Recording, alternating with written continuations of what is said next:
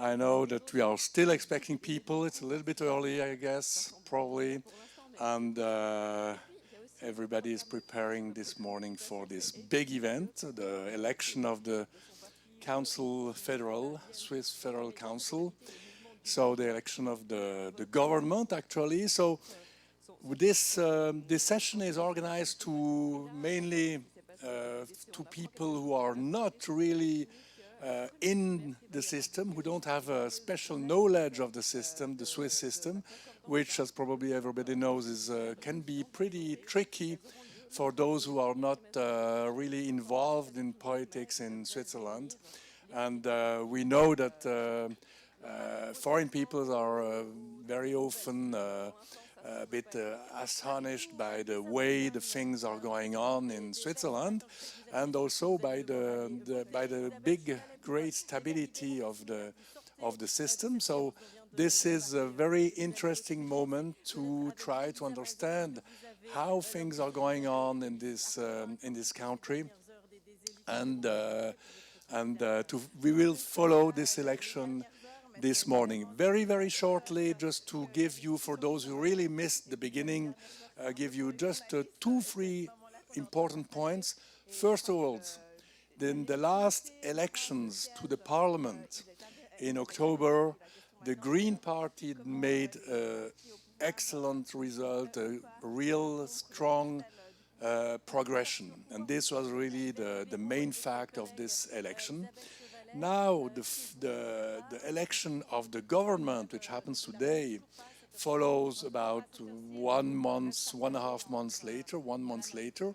And all the question is to know, should the Green Party, which is now one of the largest party in Switzerland, who has almost doubled its, I think doubled about the number of the members in parliament, should it be represented in the Swiss government? It was never the case.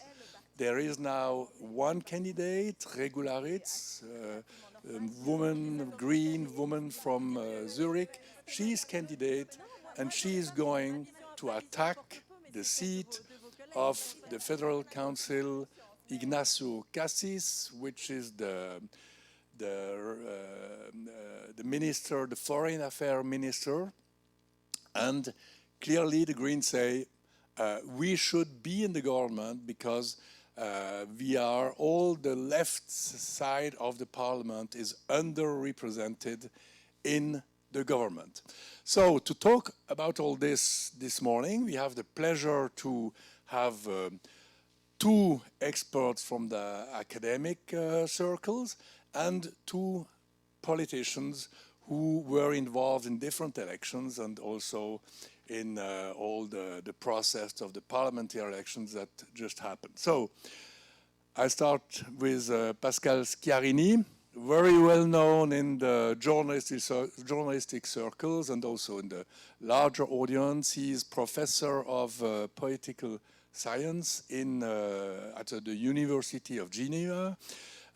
You started at the University of Basel many years ago, and you were also at the IDEAP, the School for Public Management in Lausanne, I guess. Welcome, and you have a long expertise of observing our system and making studies about the Swiss system, so very interesting expertise. Beside of you, we jump to a politician, not professional, because in Switzerland not many are professionals. Alexandre de Saint-Arclon, you are, as for a professional, you are a lawyer, and in Geneva for sure. You are from the PLR, from the Parti Libéral Radical, Liberal Radical Party. It's a right-wing party between the Démocrates Chrétiens, PDC, and the UDC, which is the Union Démocratique du Centre, which is the very right-wing party. And Alexandre de Saint-Arclon, I think we can say that you are more on the liberal than on the radical side of your party, even though today everything is it merged. So, and Alexandre de Saint-Arclon was for how many years president of the 4 years president of the PLR, of the Parti Libéral Radical. He was also candidate to the Geneva government, and you were candidate to the parliament in Bern a few weeks ago. Unfortunately, you were not elected, but you still are at the parliament in Geneva, in the canton of Geneva. So just telling about Alexandre de Serre-Arcland, it tells you a little bit all different strats of the Swiss politics. So you were involved in each of those. Beside of him, Jean Rossiot, 59 years old, I guess. Green Party. You are an economist. You're the PhD. Sociologist. I'm sorry. Sociologist.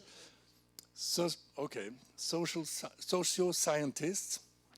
And member of the Green Party for very, very long time. And you are, it's your fourth, I guess, your fourth term in the Geneva Parliament now. Yes, sometimes it's in in return to the Parliament. Okay. And Jean Rossiot is also well known because he is one of the great supporters of the money of this region, the Léman, which is a new money of new regional money. You will have problems to talk about this here because it's not really a topic, but so people know all that they can make exchange with you on a Léman base. And beside of Jean Rossiot, Seni Nagy. Seni Nagy is vice president of Foraus. It's, I would say, it's a think tank organization that is really focused on foreign politics questions in Switzerland. He is he just finished a PhD in political science at the University of Geneva, and he's a specialist. You probably heard him on different radio shows. He's a specialist of European politics and especially the relation between Switzerland and European politics, and he will be able to give us an insight about the politics of Mr. Cassis, who is threatened today by the Green Party. So thank you very much to all the speakers to be here with us this morning. And many people are following us also on with our live stream. We are present on the website of the Swiss Club, Swiss Press Club. It's also on YouTube, Facebook, and as it's a little bit early, I guess some people are watching it on screen easier than coming here, but the people will come in and go away also because work is waiting for them. And so we will do a kind of conversation here, if you're okay. It will be pretty relaxed. Just I ask you to ask your own questions because that's really the important thing. This panel can answer to any questions. That's absolutely a certitude. Just ask your questions, and we will follow also what's going on in the room of the Parliament in Bern, especially for the different votes when they happened. And as you know, the vote that is important is really the election of Ignacio Cassis, who is threatened by the green regularities.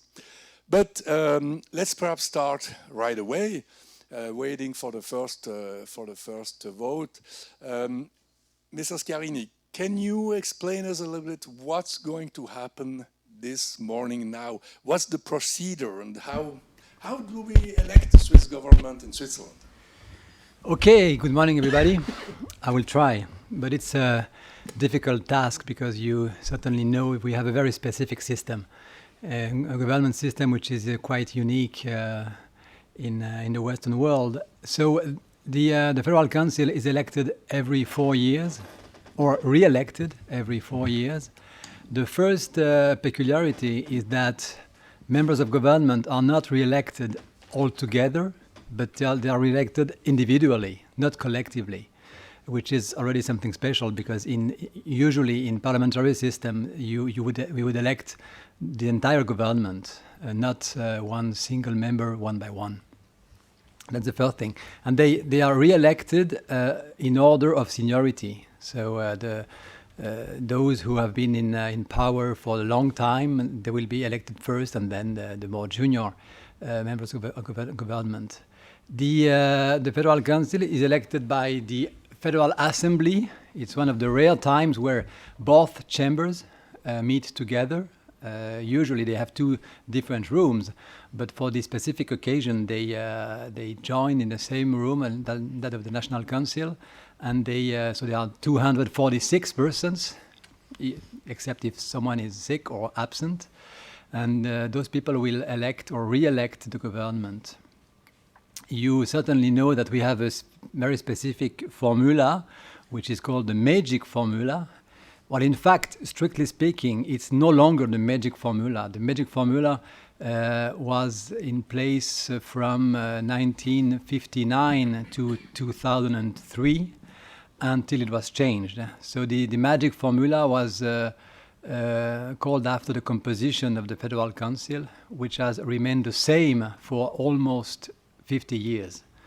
But then it changed in 2003 and changed again in 2007, and since that time, every year or 2 years, there is a modification. Now, since 2015, there are 2 members of the Socialist Party, 2 members of the Liberal Radical Party, 2 members of the Swiss People's Party, and 1 member of the Christian Democrats. And now, as it was said before, the Greens, which were the main winner of the recent national elections, are asking for a seat. So they try to get the seat which is now held by Ignacio Cassis. I guess that's it for the time being.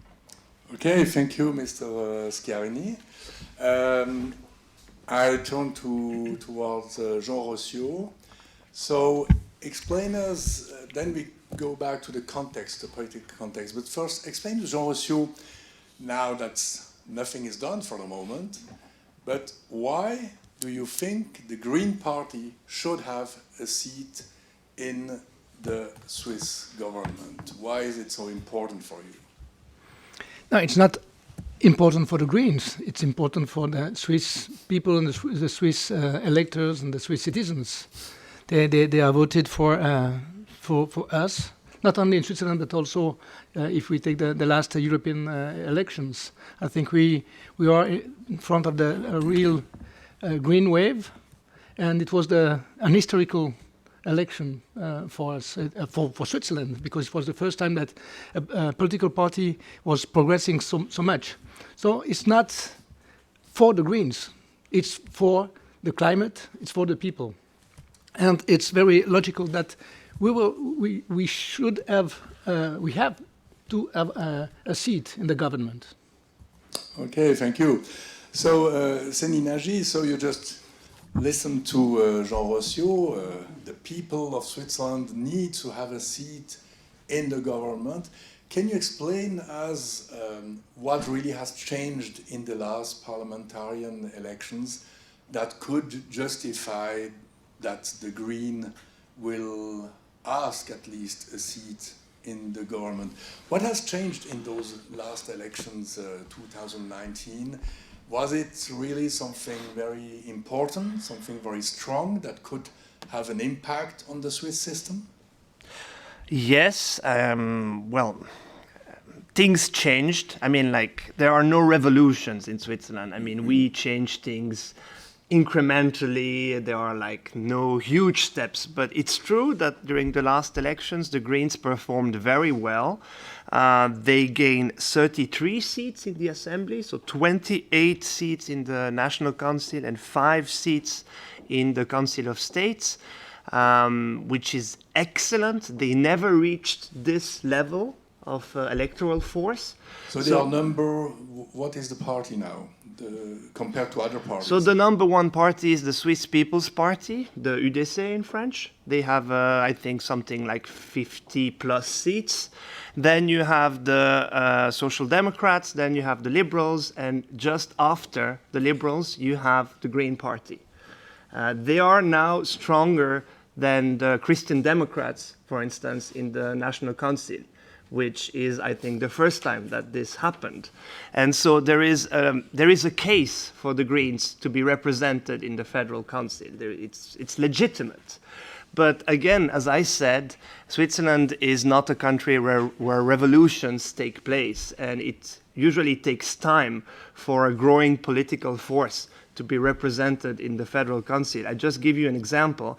In the 1990s, the Swiss People's Party grew a lot, and pretty fast for Swiss standards, and they had to wait 4 years before they get represented. They got the second seats in the Federal Council. So I think, this is just my personal position, I think that the Greens will have to wait 4 more years before they get represented in the Federal Council. But yes, there is a strong case for them to get a seat at the table in the Federal Council. Yes, it's very legitimate. Thank you. Alexandre Senarclan.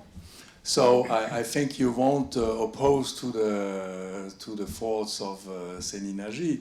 The Greens have to wait, but the Green, he says, that's probably what you think too. I don't want to talk instead of you, but why shouldn't the Greens go into the government now, as they are a new, strong political force, party number 4, and party number 4 in Switzerland usually must have a seat in the government. It's the so-called the magical formula. It depends how you count that, actually. If you add up the two chambers, the fourth party is still the PDC, the Christian Democrats. And actually, you are obliged to take into account these two chambers, and actually the chambers of canton is a very important chamber, and the PDC with the PLR are forming half of it. So the force of the PDC is quite strong in election with the majority system, and quite strong in a large part of important canton of Switzerland. Actually, it's true that the Green had a very big wave this election. But as you know, Switzerland is very conservative country, and the election the election system is very conservative, and that's also why the Switzerland. When you say conservative, you meaning something that doesn't change? Yes. Very stable. Very stable. Yeah, that's a more that's a better word. And this stability is part of the force of Switzerland, and you have to take into account that this stability is very important for the country. That's why we are recognized, and that's one of our big strengths. And what I want to say also is that the Green concern, I think now is in much of the party represented in the parliament. And we have to wait to see whether the Green Party still progress in 4 years' time. I think it's not urgent to change, and it would be weird to each time there is a small change, because it is a small change in comparison with other countries, that we would change the government also at a time where there is no demission in the government. Mr. Scarini. I wanted to add something regarding the last point. Yeah. I wanted to add something regarding the last point that was raised by Mr. de Senarclan. There is no vacancy in the Federal Council, and there is an informal rule in Swiss politics, and Swiss politics is very much regulated by informal rules. And according to this informal rule, every federal councillor who is asking for re-election gets indeed re-elected. There are very few occasions where this did not take place. So in that case, nobody is resigning.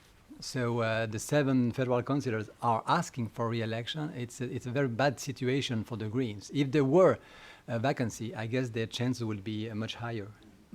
Thank you. Jean Rossiot. Yes, two things on the election. Why are we here today? Because there is an election. I invited you. Yeah, thank you. Thank you very much. I forgot to say that. Thank you. But the reason we are here, that is an election. And why is today the day of the election? Because there were elections at the federal level. So the question of vacancy is not a question. I'm afraid that we have to speak a little bit about politics.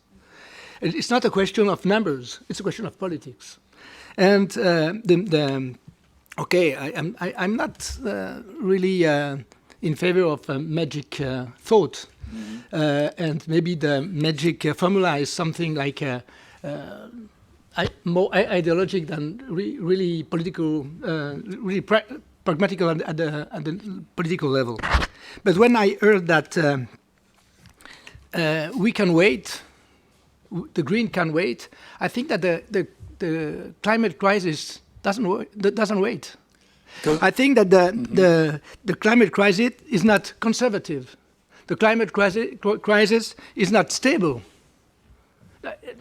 We have to speak about politics. We have to speak about the problematics that the Swiss people has to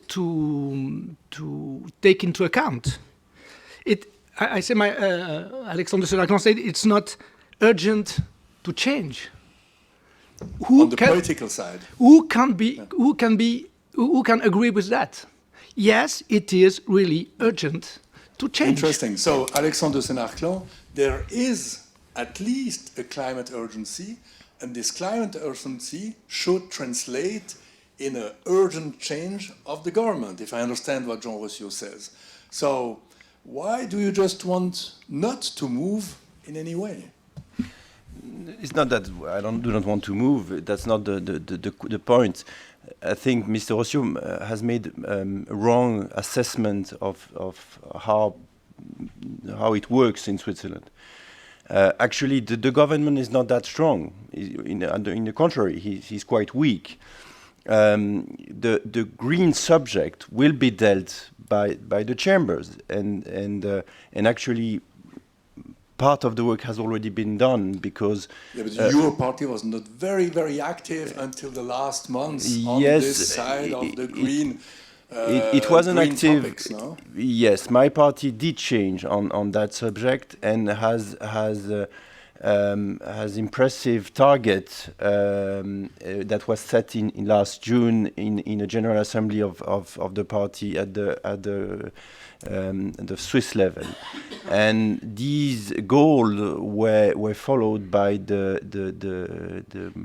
my party representative at the Conseil des États in December, and now the big subject is la loi sur le CO2, which is a very important milestone for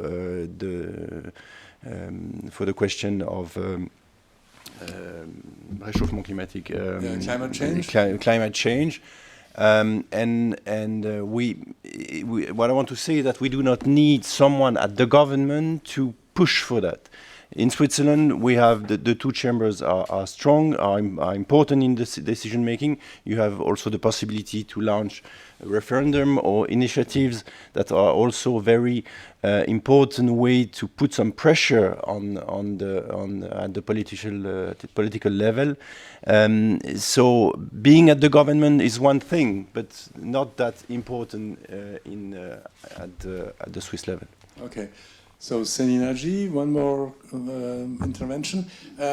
As we are talking, the president of the different groups and other parliamentaries are making interventions.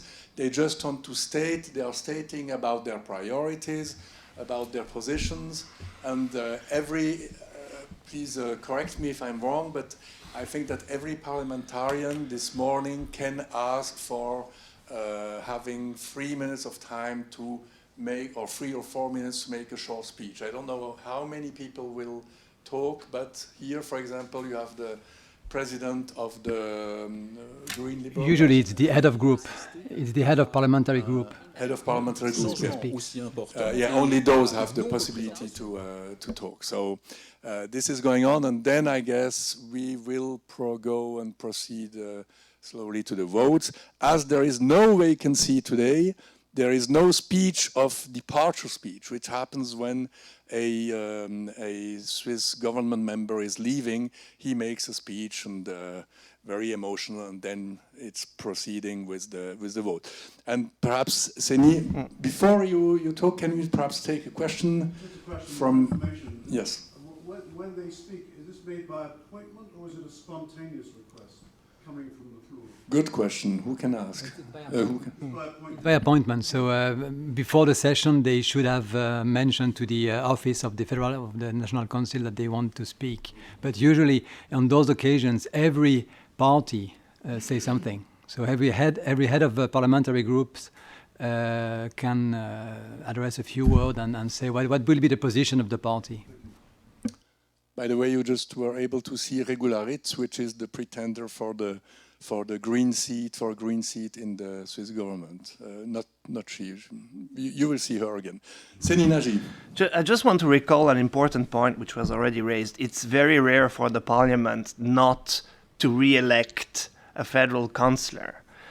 This, if I'm not wrong, this happened only 4 times since 1848. Might be wrong on this, but it's very rare. Times, but 4 times? 2 times recently, but I think overall only 4 times. So it's very rare. It's very rare what's happening today, that someone's challenging a seat. It doesn't happen very often. This is also maybe one of the reasons why we're here.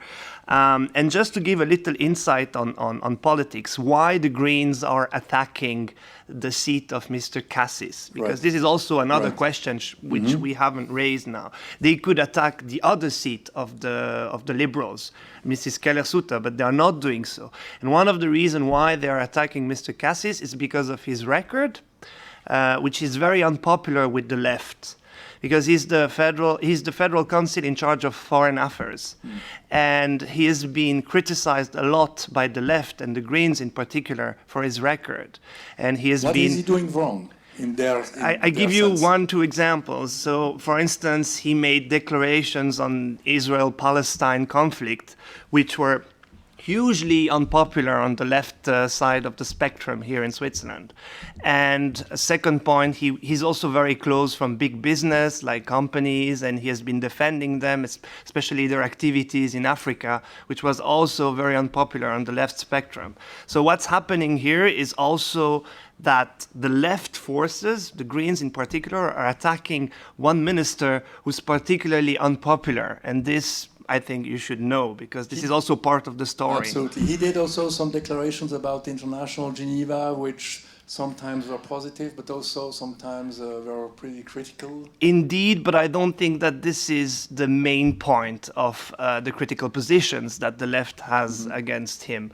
I think the 2 declarations which were really hugely unpopular was on Israel-Palestine, where he said things about the Palestinian refugees, which were hugely unpopular, and also his links with big business. He's constantly attacked on this. Okay. And that's one of the reasons why the Greens are attacking him and not the other seat. And the policy of the government. Perhaps one word from Mr. de Saint-Arclan. Do you want to defend your minister? Is he doing a good job? Should somebody else be attacked in this contest?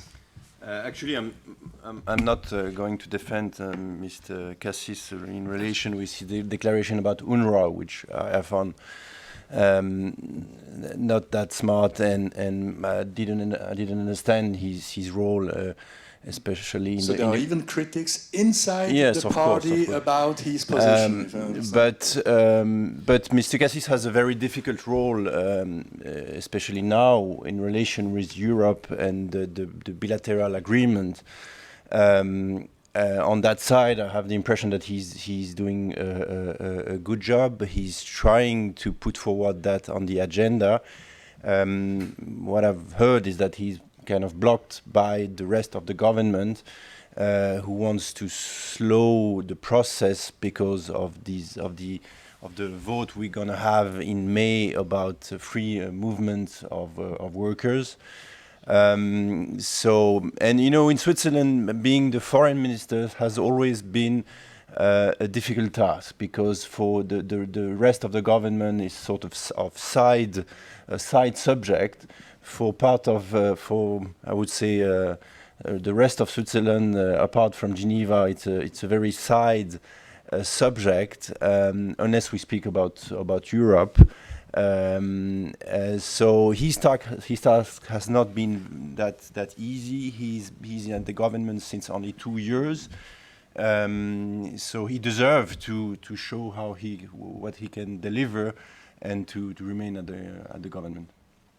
Mr. Schiarini, you wanted to react, and then we go to I wanted Mr. to get back to the debate between the two politicians regarding whether electing a Green would change policies in Switzerland. Yes, And on this issue, I would side with Jean Rossiot. I think if a Green receives a seat in the Federal Council, that will make a big difference, because the power balance will change.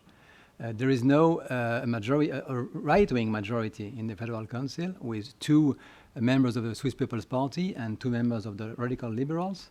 If a Green were elected, then it would be much more balanced, and the Christian Democrats will be pivotal in that case. So you can imagine that the majorities will change, and especially on the issues of environment and climate change, you could have much more spectacular actions than what we have had up to now. So it would certainly make a big difference, and it would be, I must say, it would be more in line with the. I guess your microphone is off. Sorry, it would be more in line with the power configuration in Parliament, because the liberal radicals and the Swiss People's Party do not have a majority, not even in the National Council. So in that sense, it would make sense to have a Green in the Federal Council. It's only that, according to Swiss rules, it will not happen today. Okay, Mr. Rossiot, I think you agree with Mr. Schiarini. I agree with Mr. Schiarini on this point. Yes, the conservative parties are overrepresented in the new in this government, and it will be overrepresented in the new government. But I would like to add something about Mr. Cassis. Yes. Mr. Cassis is not a politician. Mr. Cassis is a lobbyist. He did politics all his life. Yeah, but is. Are you a politician? I am a politician. Okay. Yeah, but Mr. Cassis is a lobbyist. He's a lobbyist for the big companies. He's a lobbyist for the farmers. He's a lobbyist for the big company of mining, and his political position is really in rupture. In rupture with all the foreign policy of Switzerland since 1945, I think. And if whatever the political party was in charge of the Ministry of Foreign Affairs, and the position on UNRWA is very dangerous, also for international Geneva. I think for Geneva citizens, it's very, very bad what's happening now. For Europe, we have some divergences, but okay, it's okay. But for the policy of l'aide au développement, the cooperation, it is very bad. It's not the image that Switzerland has constructed since decades, and it's it's a real damage for Switzerland. Okay, thank you very much. So I turn to Seninaji. You are following foreign politics of Switzerland in depth for a pretty long time. Do you agree with Jean Rossiu when he says that with Ignacio Cassis, we have a rupture, a deep change in the way foreign politics is done in Switzerland, because Mr. Cassis is more a lobbyist than a politician? What do you think of that? Well, yes and no. To start with, one should compare with the previous foreign ministers. So if you compare with Mr. Burkhalter and Mrs. Calmiret, probably yes. In the style, he's different. In terms of substance, I don't think there are many changes. I mean, it's the main problem with him, I think, according to the left, is the declarations that he has made. In terms of substance, you don't have many changes if I compare with Mr. Burkhalter and Mrs. Calmiret. And about links with big business and the economy, this is traditionally the case. I mean, the Federal Council is very often defending big business, big companies. I mean, very often experts say that the foreign policy of Switzerland is basically a foreign economic policy. Things have a bit changed recently, but it's still hugely the case that the Federal Council is promoting economic interest when it travels abroad. And so Mr. Cassis is maybe going one step further, but it's not a revolution, I would say. Okay, thank you very much. It's interesting because in Switzerland, when you have an election of government, we don't make a state of what's the good things, the bad things that the ministers have done. I mean, it's not usually a time for reflection about really what they did. So the discussion we are having here about Mr. Cassis is not the discussion that's happening really in the parliament, because the discussion today is really about equilibrium. Should the Greens have their seat or not in the Swiss government? Should it be re-equilibrated after the success of the Greens also in the government? And it's actually for many observatories from the outside, they think we should have now, on election time, a real debate of the performance of each of the ministers. But this doesn't really happen in Switzerland. Perhaps Mr. Chiarini, can you confirm or infirm what I'm saying? I can partly confirm. Okay. It's true that what ministers did is not as important as it is in other countries. But still, if you look at the non-re-election of Christoph Blocher in 2007, he was not re-elected because the Federal Assembly thought he did not behave correctly, and he did not respect collegiality to start with. So that's why they did not. But it was not really about his performance as a politician. Well, but again, in Switzerland, you can not only evaluate performance based on what you did and how successful you were. You must also evaluate your performance according to how much you complied with the rules and how much you behaved collegially with your colleagues. So that's important. And in that case, I think that there might be criticisms against Cassis, but not strong enough to justify his non-re-election. That's the point.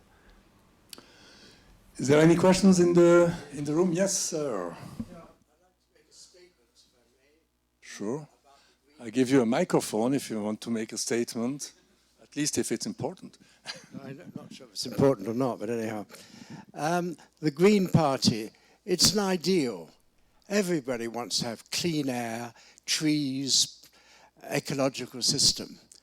But unfortunately in your party, there are people who hide in your party who shouldn't be in your party because they're not ecologists. In your party here in Geneva, Antonio Hodges, who is destroying the ecological system in Geneva by destroying all the gardens, the hedgerows, etc., he has been criticizing your own party for destroying trees in Geneva. So he is hiding in your party. He's not a green, he's a totalitaire. Lisa Mazon, the same thing. her first statement when she was elected to the Federal Council was she wanted to increase taxes in Geneva. That is extreme left. She has no business in your party. In Geneva, we have the highest progressive rate of taxation in Switzerland, and she wants to increase taxation. These people are hiding in your party. The ideals of your party are very plausible and are to be recommended. But when you have people in your party, such as Hodges and Mazon, you're not credible. Can you just present yourself? I'm sorry. Yeah, my name is Anthony Conway Fell. Thank you. Thank you. So, very harsh attacks on the Green Party and its representatives. Here in Geneva, Councillor of State Council Hodges, Lisa Mazon, that was just brilliantly elected to the Parliament. Mr. Rossio, what do you answer to this? No, thank they you. Don't represent, actually, if I understand you, sir, they don't represent really the general Green Party. No, I think that Mr. I don't remember your name, Conway Fells, knows better the Greens than the Greens themselves. And maybe you should come in the party. I'm not sure that you will be accepted, but if you will be accepted, you will make your criticism inside of the party, like a lot of the Green people inside of the party. So, well, I don't want to comment so much this point. I think that Lisa Mazon was very well elected. She is a young Green woman and is really respected by all the Greens. And you made a reference on the political the policy of tax. Yes, I'm president of the tax commission of Geneva, and I can say that I'm not sure that I will. In your opinion, I should stay in the Green Party, but we have the same ideas.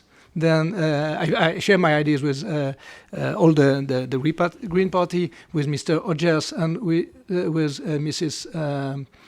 Mazon. So we have for the multinationals, for example. I think one of the big problems of Geneva is to have so many multinational companies here that it's increasing the price of the land. It's increasing a lot of pollutions too, and we have to rethink the development. And what is at stake now at the local level, but also at the federal level, is to rethink the model of development. And it's why we need a real Green New Deal, and the Greens are able to make this compromise now. It's why we have to be in the government. Thank you. Let's return to the election. Mr. Scarini. No, on this point, I'm not commenting on the statement, but this gives me the opportunity to mention something very important. There are two Green parties in Switzerland, and you seem to oppose the Greens because you find them too leftist. But that's the reason why there was the creation of the Green Liberals, because in the German-speaking cantons, there was a secession within the party, a split of the party, because some members thought the Greens were leaning too much towards the left. So that's why they created the Green Liberals. And I'm mentioning that because it will play a role today, because right. it's a bit strange. The Green Liberals will not support the Greens. Unless there is a surprise, but I don't think there will be a surprise. There might be some votes from the Green Liberals for Regula Ritz, but because they see her as too left-wing oriented, they will not support her.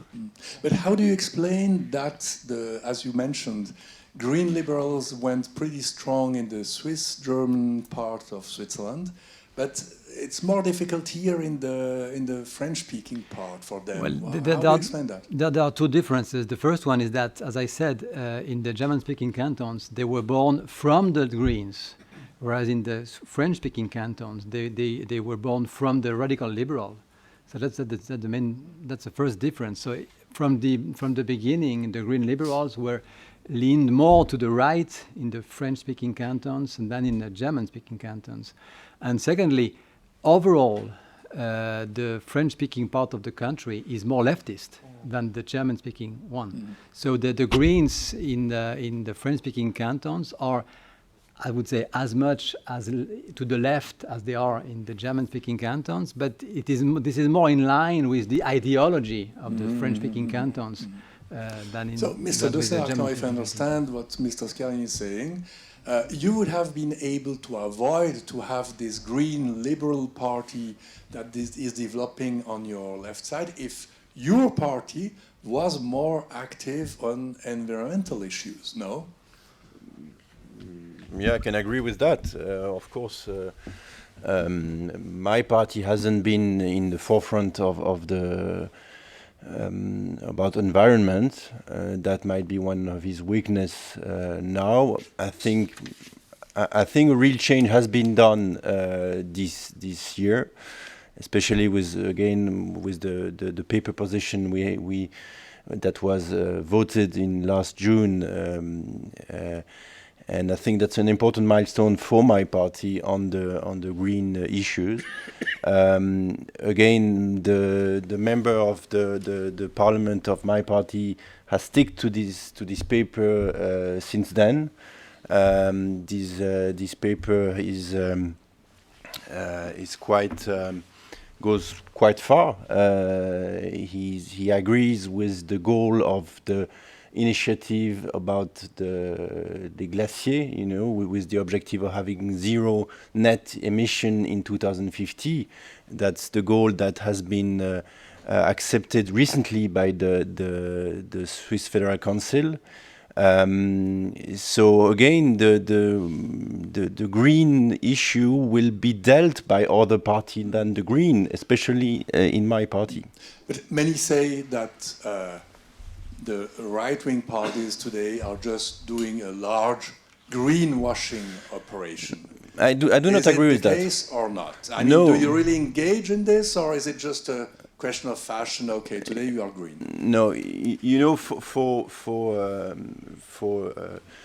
for my party, it's always difficult to be recognized as having a green consideration. When you have on your side a party which in its name has the word green, it's something difficult to pretend to be sometime for some subject as green as the other parties. So always difficult to be recognized and known for many different subjects. But I'm convinced that the green issue is not will not fade over time. It's something, especially for a rich country like Switzerland, it's going to be an issue that will be still very present in the debate in the coming years. And it's going to be part of the policy of each party, and also a political party like mine, who is defending good condition for companies to be able to create jobs, to make business here. But we have to integrate those concerns in all policy. Okay, thank you. Yeah, very shortly, because it's proceeding. We are now, Yes. the votes were distributed. Yeah, just one word. I think that some political parties, like the Liberal Radical Party, are repainting their policies in green. It's like you're right, the greenwashing for the enterprises. And it's not enough to pretend to do something. We would like to have proposals, actions, policies, and we see nothing. Okay, so we understand you, Jean Rossiot. You think that if Switzerland needs and has to act on green issues, there should be a green in the government. It won't happen if they are not there. Then that is the thing that's just going on right now in the parliament in Bern. You see the parliament is voting, and they are voting in a first round on the oldest of the Swiss Federal Council, and the oldest one is Uli Maurer, the right-wing party Union Démocratique du Centre, the party of Christoph Blocher. He was president this year. Who wants to tell us a bit about Uli Maurer? Did he had a good time as a president this year? Perhaps Mr. Schiarini. Did he do a good job? He traveled a lot, huh? Well, he traveled a lot. That was a surprise because the first time he was president, he said, I will not travel abroad because we have to make policies in Switzerland and I don't care about foreign countries. That was more or less the message. Yeah. But this time it was very different. Suddenly he realized that there was a world around Switzerland and he decided to travel. But he met some strange people at the same time. I'm not sure he met the right people, but that's... Can you tell us, who are the strange people? Well, he met Putin, for example.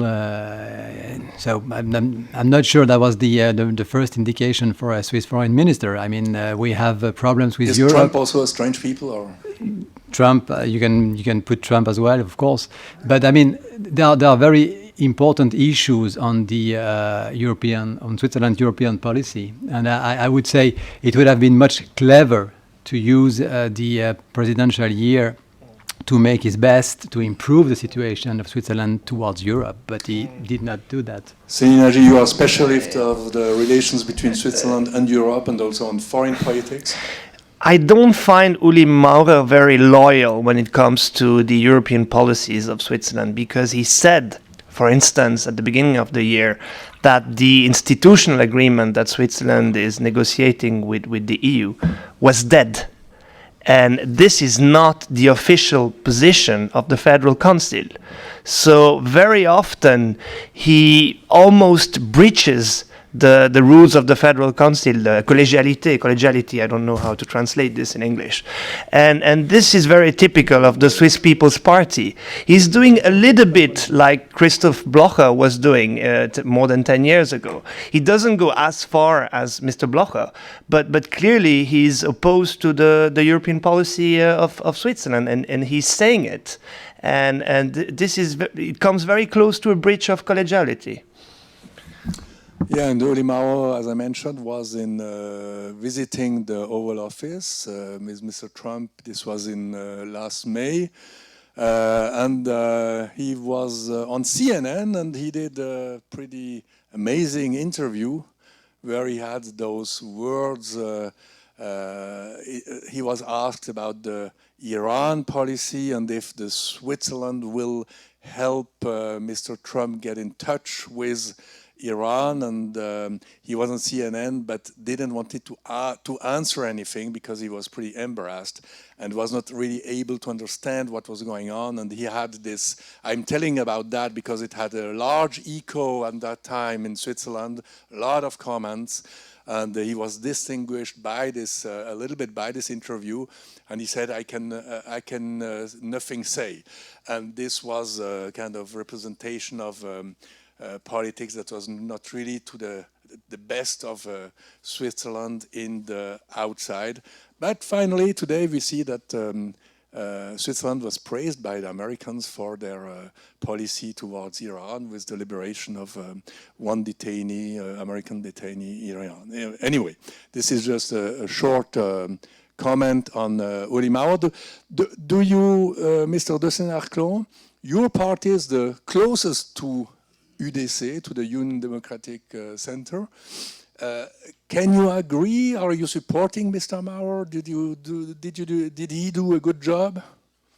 Mr. Maurer is not my cup of tea, but he is representing the UDC, who is by far the most strongest force in political in Switzerland. It makes sense to have that person on board. Of course, with the UDC, especially with Mr. Maurer, that was more the case with Mr. Blocher. We always have the impression that he's one foot in the government, the other one as member of his party. He did improve, actually. He has been here since 11 years. And in my view, he has been more and more collegial. But on the international scene, it's not his natural subject, and I think he doesn't know all the subject. It's one of the problem of Swiss politics. We have a foreign minister who should know all the international subject, and we have a president of the confederation, and 6 years or most of the time it's not the same person, Right. and so we have two voices abroad, and usually the person representing Switzerland is not a specialist for foreign relations, so it might cause some problem, and that's one of the issue. You're talking about an interesting point, and I turn towards Mr. Scarini.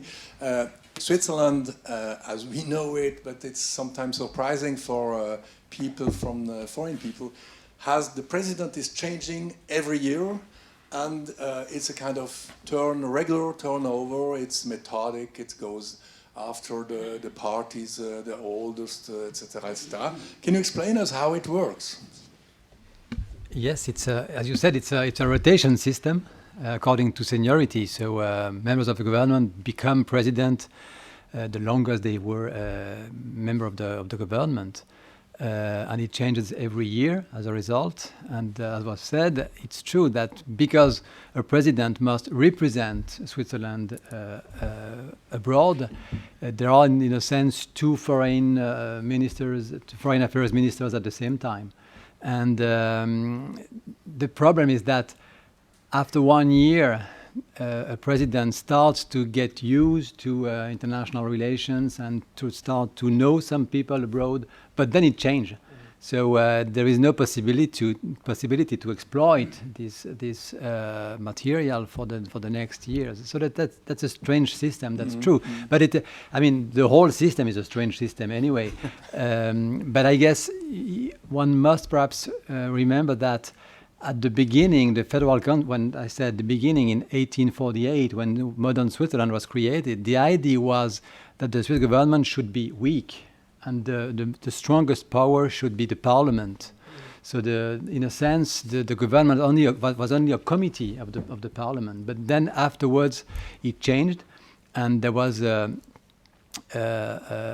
drift of power from the parliament to the government, from the legislative to the executive power, and now the government is much more important, much stronger than parliament. Also because it has a strong administration behind it.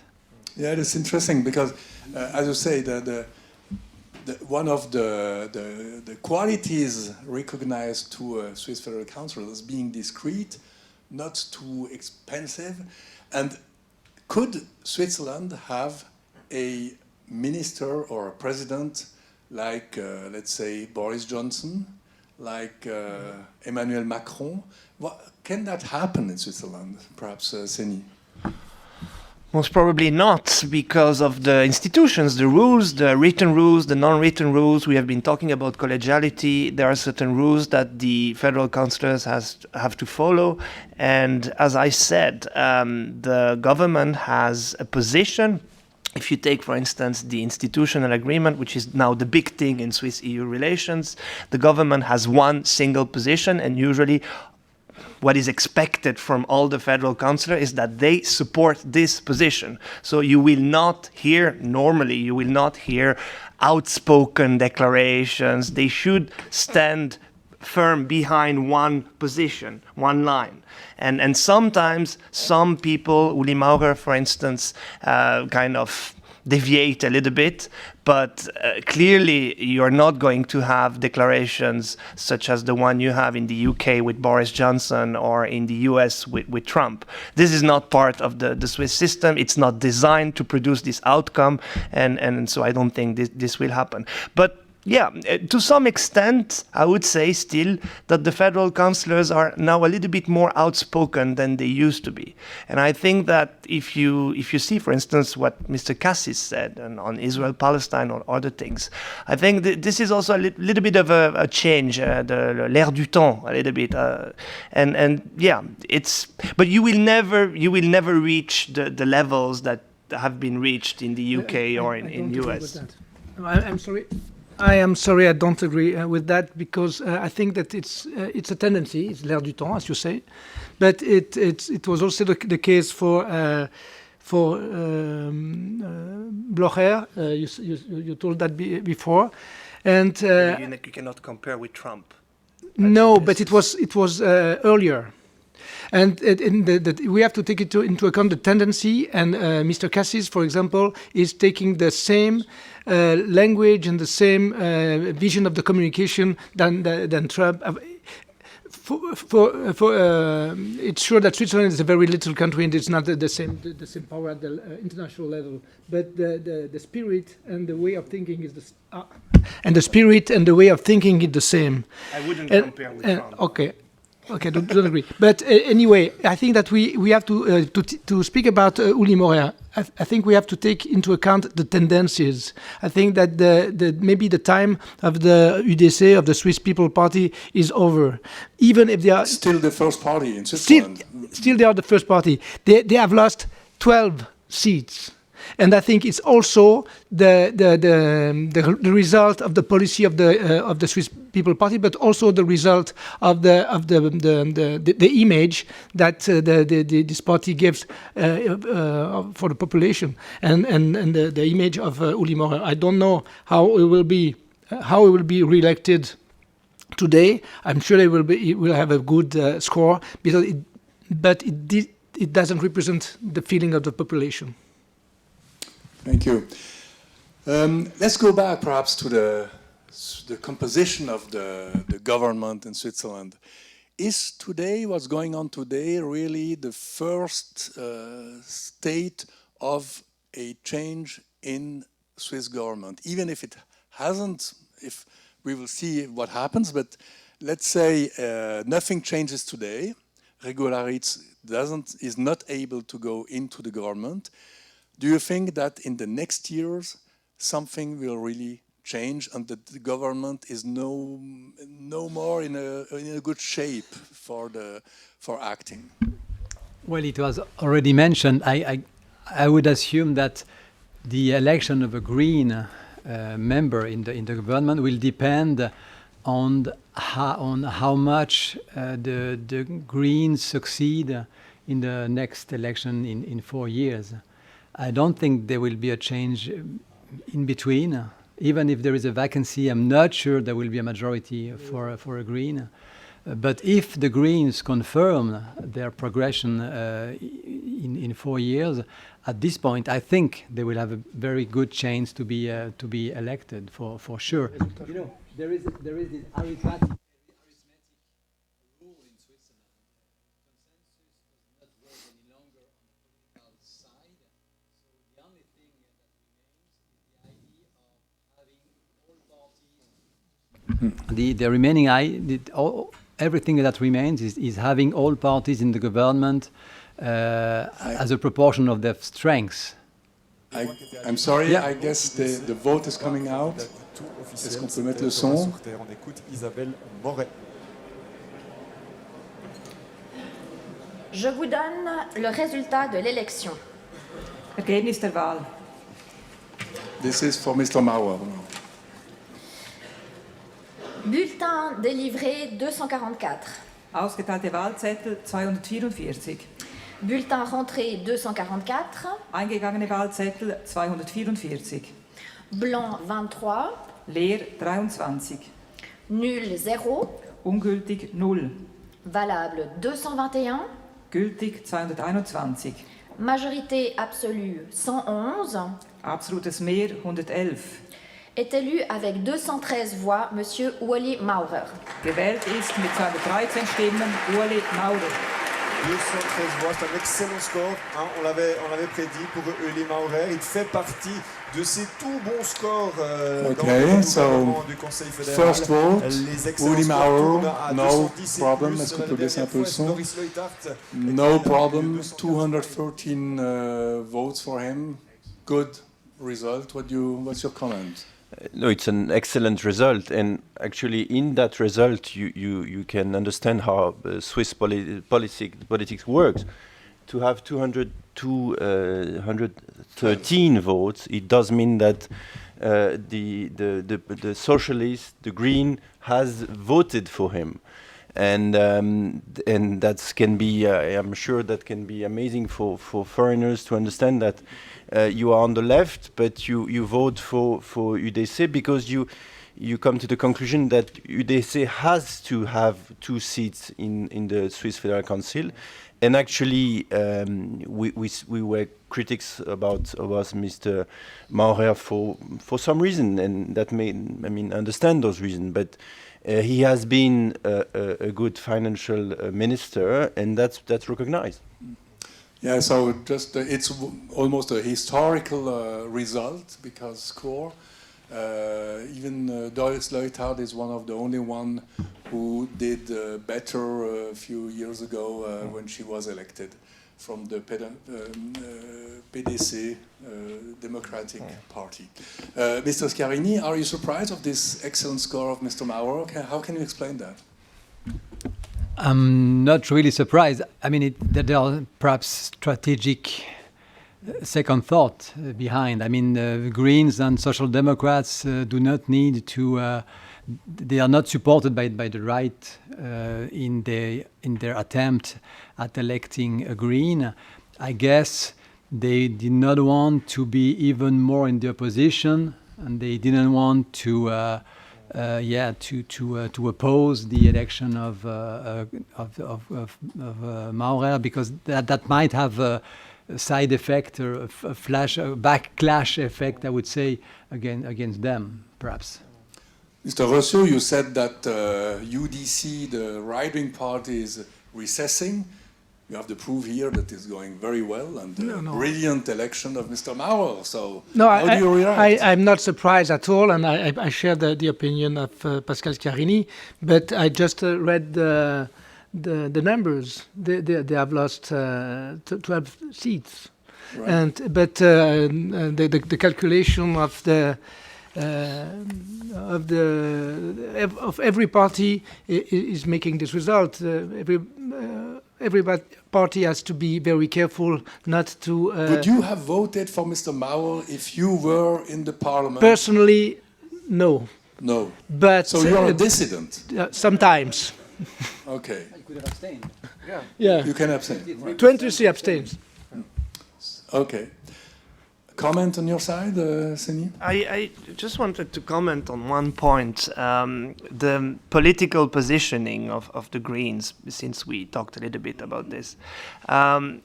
If I may, one of the mistakes which has been made by the Greens during the campaign they have made to elect Regularitz at the Federal Council is, I think, precisely to select Regularitz.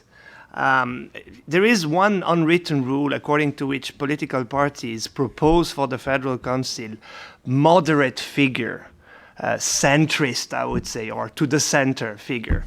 And Regularitz is a very lefty politician. If you look at how she votes, she's very much on the left. And I think one of the mistakes which has been done by the Green Party is not to propose a candidate which would be acceptable, palatable for the parliament. The parliament is very right-wing, and they are proposing someone who's very left-wing. And if you look very carefully within the Green Party, you have more moderated figures they could have proposed for the Federal Council. And I think this is part of the learning process.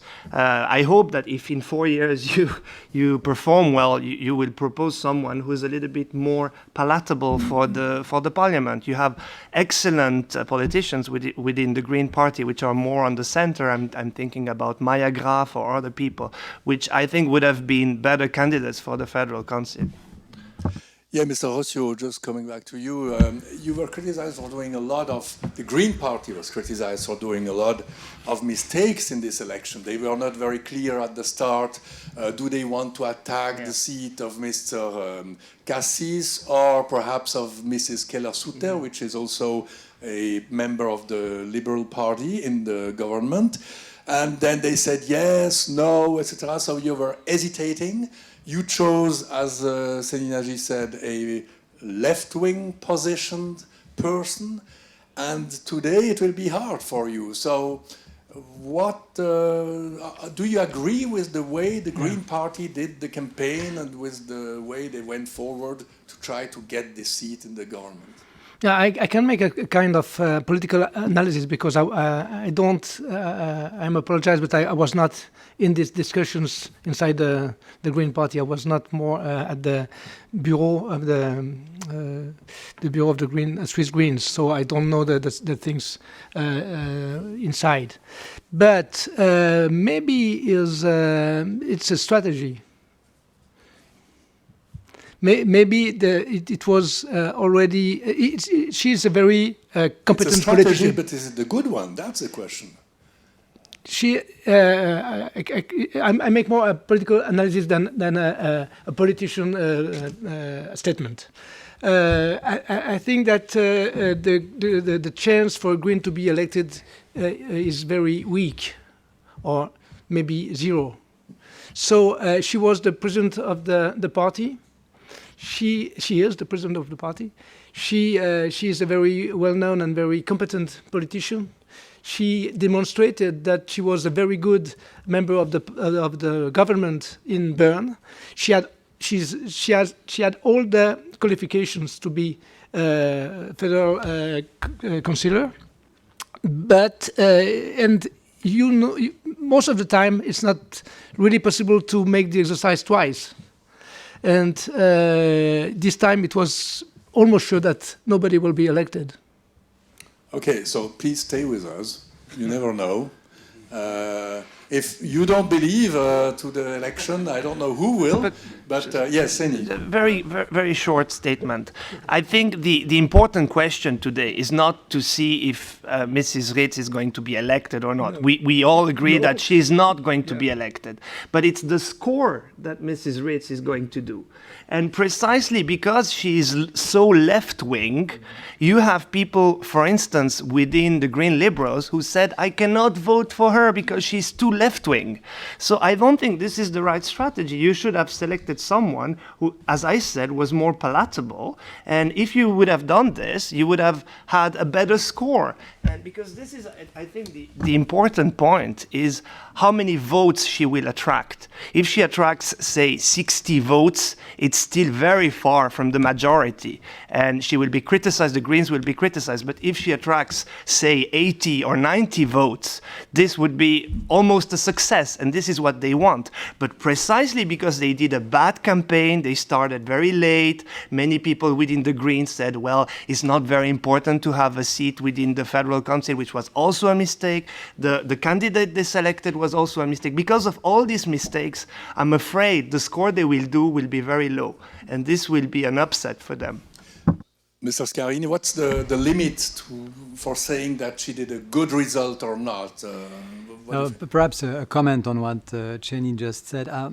Partly I agree, partly I disagree. I don't think that the score will be important. I mean, we will talk about the score for 2 days and then everybody will forget about the score. And in 2 years, of course, nobody will remember that she did a very bad score. And I think it was important to present someone who really represents the party, and who could better represent the party than the president herself.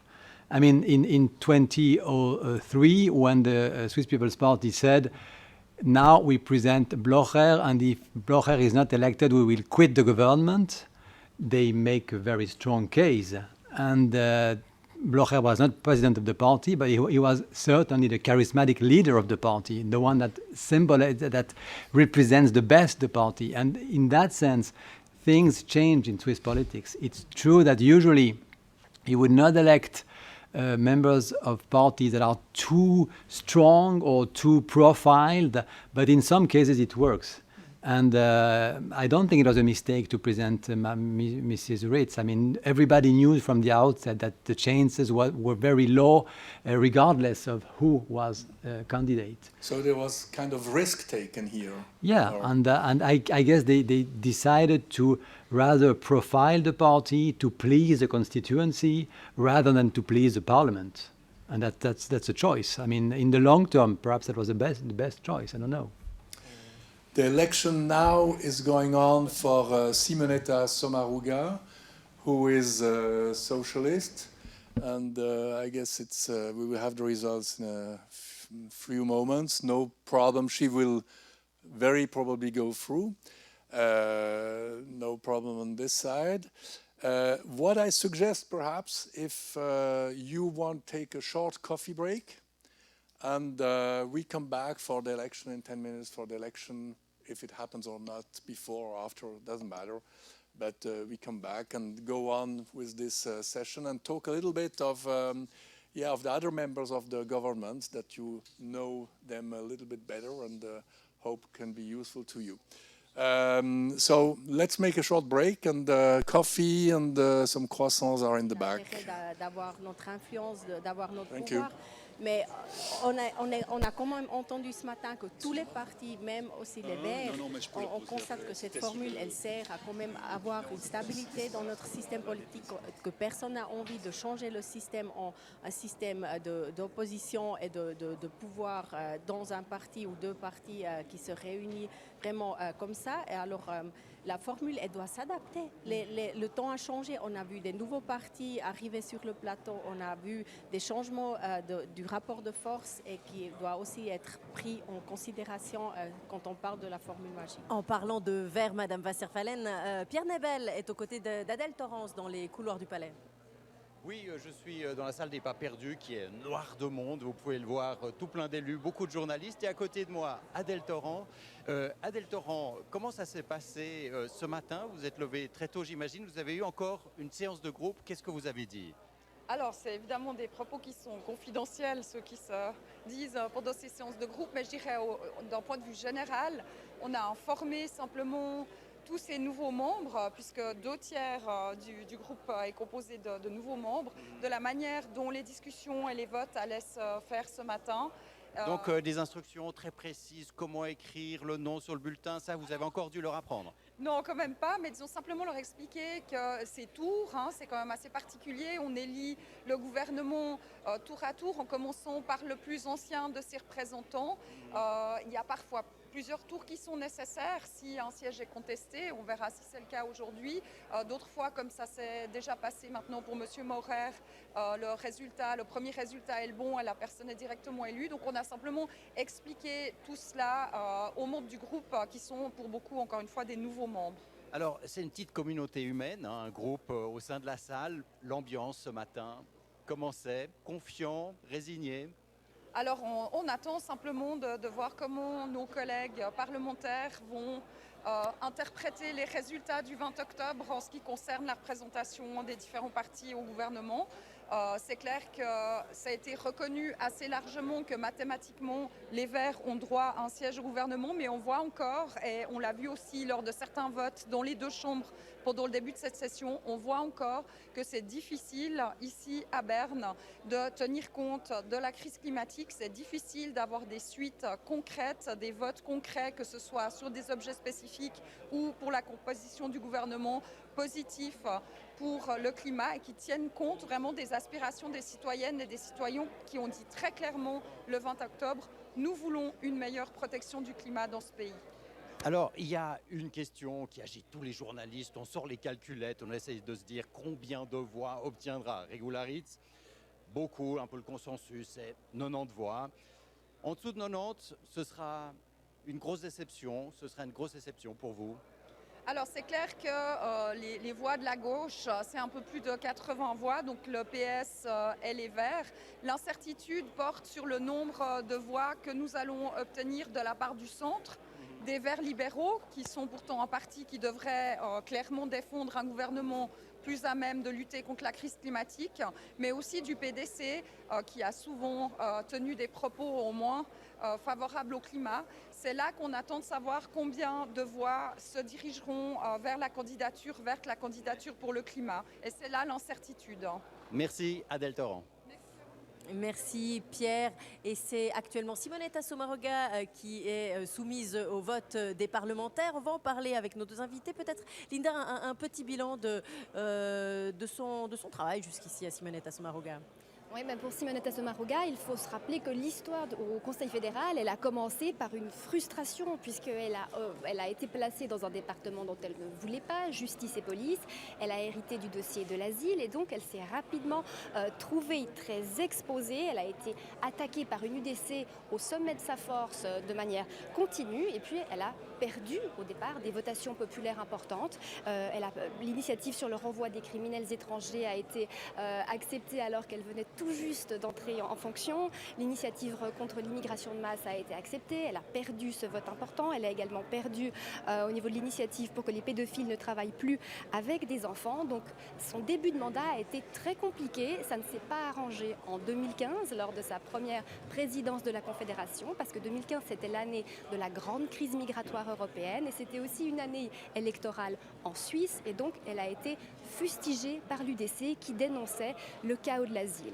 Mais le vent a tourné pour elle l'année suivante, en 2016. Là, elle a réussi à imposer sa réforme de l'asile qui visait une accélération des procédures. Elle a gagné cette fois contre l'UDC sur une nouvelle initiative qui concernait les criminels étrangers. Et puis, en parallèle, elle a pu avancer sur des questions de société un petit peu moins au devant de la scène, mais qui lui tiennent beaucoup à cœur, notamment l'adoption des enfants par les partenaires dans les couples homosexuels, ou bien elle a fait avancer aussi la loi sur l'égalité salariale à pas de fourmi, mais enfin, vu la composition du Conseil fédéral et du Parlement, elle ne pouvait pas aller plus vite. Ça, c'était le premier département. Il y a une année, elle a obtenu le département dont elle rêvait, le DTEC, ça veut dire les infrastructures, l'environnement, la mobilité.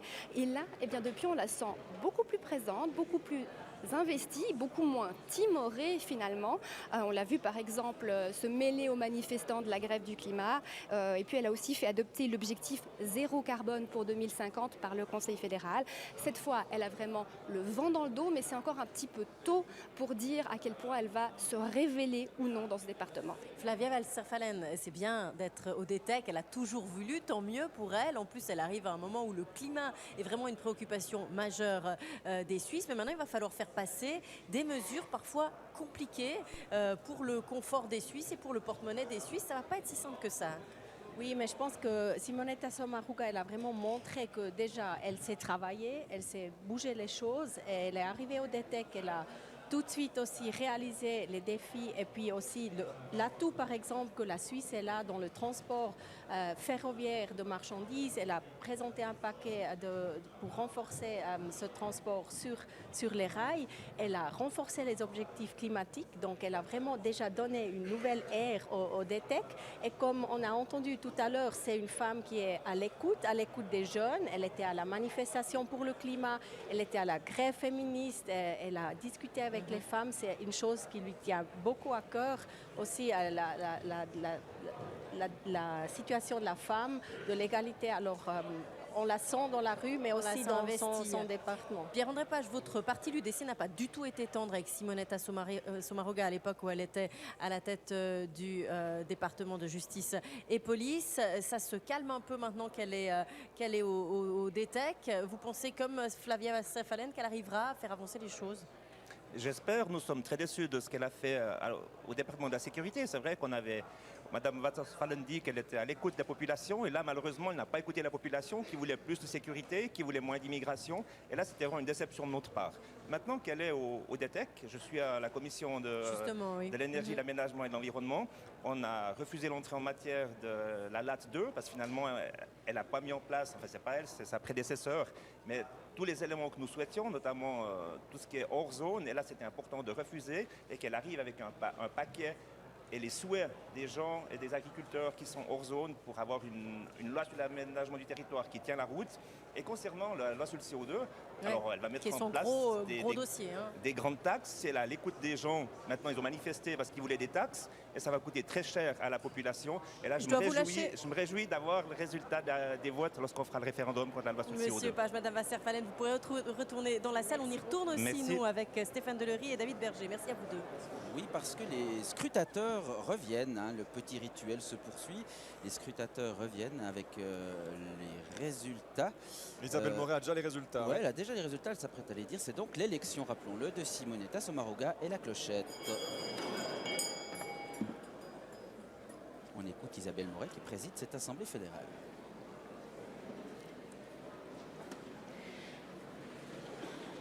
Je vous donne le résultat de l'élection. Ergebnis der Wahl. Bulletin délivré 244. Ausgeteilte Wahlzettel 244. Bulletin rentré 244. Eingegangene Wahlzettel 244. Blanc 25. Leer 25. Nul 1. Ungültig 1. Valable 218. Gültig 218. Majorité absolue 110. Absolutes Mehr 110. Est élue avec 192 voix, Madame Simonetta Sommaruga a obtenu des voix, Madame Regularitz 13 voix, divers 13. Gewählt ist mit 192 Stimmen Simonetta Sommaruga. Stimmen haben Voilà, erhalten. des voix, 192 voix pour verschiedene Simonetta 13. Sommaruga, un bon score. Et on en parlait tout à l'heure, Regularitz a obtenu des voix probablement de l'UDC. Ceux qui ont dit oui, les Verts ont droit au gouvernement, ont droit d'entrer au gouvernement, mais pas au détriment du PLR, au détriment du Parti Socialiste. Voilà, 13 voix, c'est un petit signal, dira-t-on, David. Certains ont aussi dit que Simonetta Sommaruga, depuis qu'elle avait pris la tête du DTEC, était trop verte ou déjà verte et qu'il y avait déjà une verte au sein du Conseil fédéral et qu'on pouvait très bien substituer finalement, si on voulait faire un changement, Madame Sommaruga et Regularitz. C'est des voix aussi du PDC qui étaient sur cette ligne à ce moment-là. Simonetta Sommaruga qui avait été mieux élue il y a 4 ans, elle avait obtenu aussi plus de 200, non c'est pas vrai, je vous dis des bêtises. Elle avait obtenu à peu près le même nombre de voix. Elle avait obtenu 182 voix à cette époque. Elle en a 192. Donc c'est plutôt stable pour Simonetta Sommaruga. On a entendu qu'il y avait aussi eu 25 votes blancs, comme au moment du vote sur Uli Maurer. Donc là, c'est un peu la réponse du berger à la bergère. Mais au final, près de 200 voix. C'est une bonne élection, c'est confortable, c'est une confirmation. C'est vrai qu'avant 1995, ces renouvellements intégraux du Conseil fédéral, c'était un peu juste une journée pour établir un peu la popularité de chaque conseiller fédéral. On faisait des classements, le mieux élu, le moins bien élu, et puis on expliquait pourquoi. Là maintenant, on est entré dans une autre dimension depuis un peu plus de 20 ans, puisque quasiment à chaque fois, il y a eu des candidats pour rentrer, des nouveaux candidats pour rentrer au gouvernement. Il y avait des votes disputés, alors qu'auparavant, c'est vrai que c'était plus rare. Et ce renouvellement intégral était plus une journée, on va dire, classique et attendue. On va distribuer maintenant les bulletins pour le troisième vote, troisième conseiller fédéral qui sollicite une réélection, Stéphane. Oui, j'ai nommé Alain Berset, troisième à passer à l'élection ce matin. Alain Berset qui est en poste depuis 2011, autre socialiste, fribourgeois. Il fait partie, c'est donc le troisième plus ancien de ce gouvernement, au département de la sécurité sociale, de la santé et de l'intérieur, comme on l'appelle. Mais enfin, ça ne dit pas grand-chose, parce que souvent on dit l'intérieur, on imagine d'autres fonctions. Mais on là, peut ajouter quand la même culture la aussi. culture, voilà, la santé, gros dossier pour Alain Berset, dont on dit ici à Berne qu'il voudrait assez volontiers changer de crèmerie, si vous me passez l'expression, changer de département après tout ce temps passé, presque 8 ans. On l'a dit à plusieurs reprises déjà, que Alain Berset souhaitait quitter le département fédéral de l'intérieur, mais à chaque fois il n'y avait pas le bon contexte finalement, ça n'était pas le moment. Effectivement, il se dit que peut-être le Conseil fédéral réélu pourrait redistribuer les cartes, mais quand on parle d'Alain Berset, on parle surtout des affaires étrangères, et il se trouve qu'il y en a un qui est aux affaires étrangères qui n'a pas envie de bouger. C'est ça, c'est Ignazio Cassis, l'autre homme du jour. Et la femme d'Alain Berset, qu'on vient de voir à part ça dans la tribune. La famille vient. La famille se déplace plus fréquemment lorsqu'il s'agit d'une nouvelle élection, lorsque c'est quelqu'un qui cherche à entrer au Conseil fédéral. Et il y a souvent quand il y a plusieurs candidats, il y a les heureux et les malheureux. Voilà, donc les bulletins sont en train d'être remplis. 244 bulletins délivrés. Il y a toujours 2 absents, on ne sait toujours pas qui c'est. Ce qui est intéressant dans cette Assemblée fédérale aussi, chacun doit être à son siège. Alors les conseillers nationaux, on l'a dit en début de retransmission, sont sur leur siège. Et les conseillers aux États qui siègent dans une autre chambre du palais fédéral se rendent ici et s'assiedent tout au fond de la salle. Ils ont des banquettes en bois, sauf un canton, deux représentants d'un canton qui ont des banquettes très confortables en cuir, c'est les Jurassiens. Parce que les Jurassiens sont arrivés dans la Confédération tardivement, 79, bien après la construction de cette salle, et du coup il a fallu réaménager symboliquement tous ces sièges, et ils ont droit, eux, à des sièges plus confortables que les autres. Et figurez-vous que je suis allé chercher des cafés tout à l'heure, et j'ai pu discuter avec un sénateur qui lui aussi est au café et se plaignait de ce siège un peu confortable au fond, parce qu'il y a aussi des piliers. Enfin, tout ça est très joli, c'est ces boiseries du Palais fédéral. Et vous savez qu'il y a des règles non écrites, les cantons sont réunis, hein. Les deux sénateurs des cantons, les deux conseillers aux États d'un canton sont siègent côte à côte lorsqu'ils siègent à l'Assemblée fédérale, ce qui n'est pas le cas lorsqu'ils sont dans leur conseil, le Conseil des États. Et puis le plus ancien de l'Assemblée fédérale doit s'asseoir à droite. Voilà. Ah, ça, je l'ignorais. Eh ben voilà, je suis content de vous avoir appris quelque chose. Ah ouais, on voit d'ailleurs, canton de Genève, c'était Carlos Sommaruga qui est assis à la droite de Lisa Mazzone, c'est ça? Exactement, bien, par exemple. Une téléspectatrice ou auditrice nous demande qui sont les deux absents. Eh bien, madame, nous cherchons, comme vous, à déterminer qui sont les deux absents. On n'a pas encore trouvé les noms. Donc, dès qu'on aura cette réponse, évidemment que nous allons vous la fournir.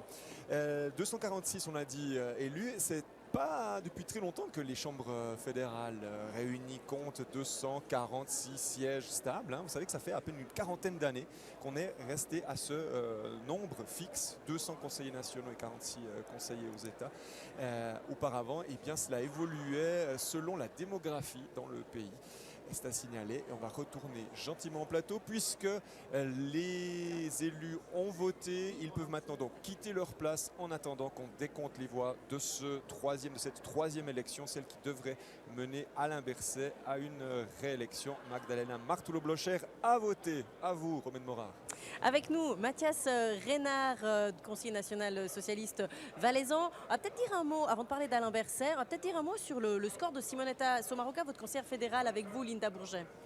Oui, et par rapport aux quelques voix qui ont été données à Regularitz, eh ben, voilà un petit signal, un petit avertissement à l'attention du PS pour lui dire oui, vous voulez un siège vert au Conseil fédéral, mais si une fois il y en a un qui leur est attribué, ce sera peut-être au détriment du Parti socialiste. Le signal a toutefois été assez faible. On sent aujourd'hui que les partis n'ont pas vraiment envie de jouer trop avec ces votations et qu'il y a une discipline qui, pour le moment en tout cas, domine lors de cette élection. Une discipline qui ne vous convient pas forcément, là, vraiment, Mathias Reynard.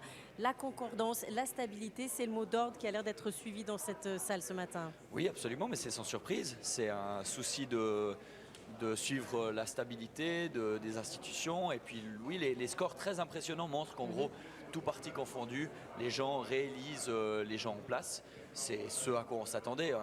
Voilà, ça semblait assez clair déjà. Mais ça veut dire quand même que cette notion de stabilité est plus forte que l'idée de faire rentrer un vert au Conseil fédéral ce matin.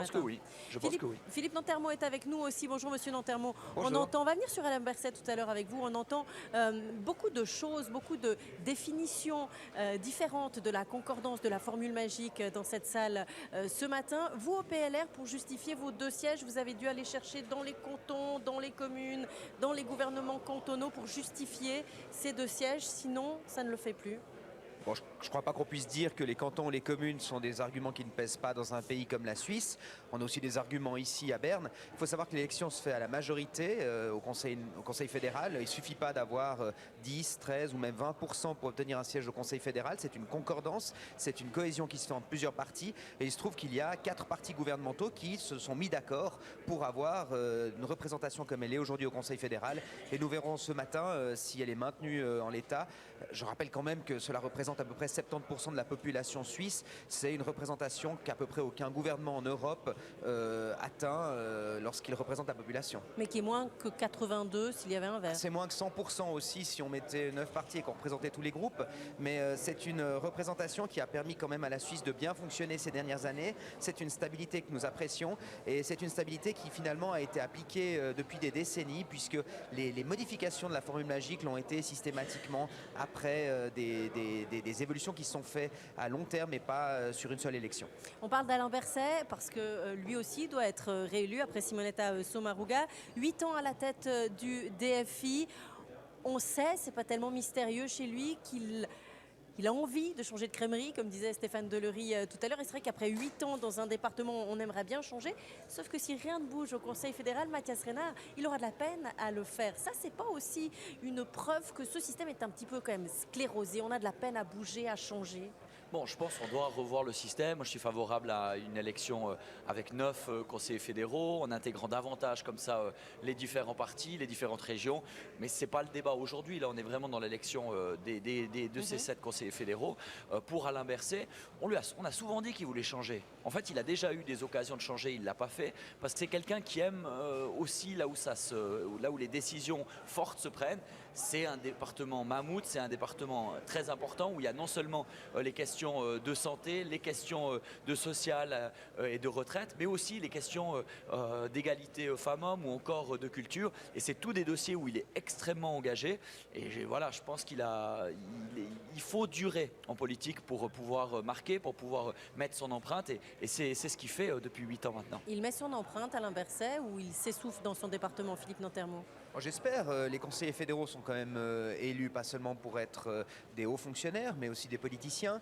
Et quand bien même je ne suis pas du parti d'Alain Berset, bien même on n'a pas toujours les mêmes opinions, il faut reconnaître qu'il gère relativement bien son département. Il a mené des réformes qui sont importantes. Il en a gagné certaines, perdu d'autres. Mais je reconnais un certain courage dans le domaine des assurances sociales, qui est le gros morceau de son département, notamment dans le domaine de la santé.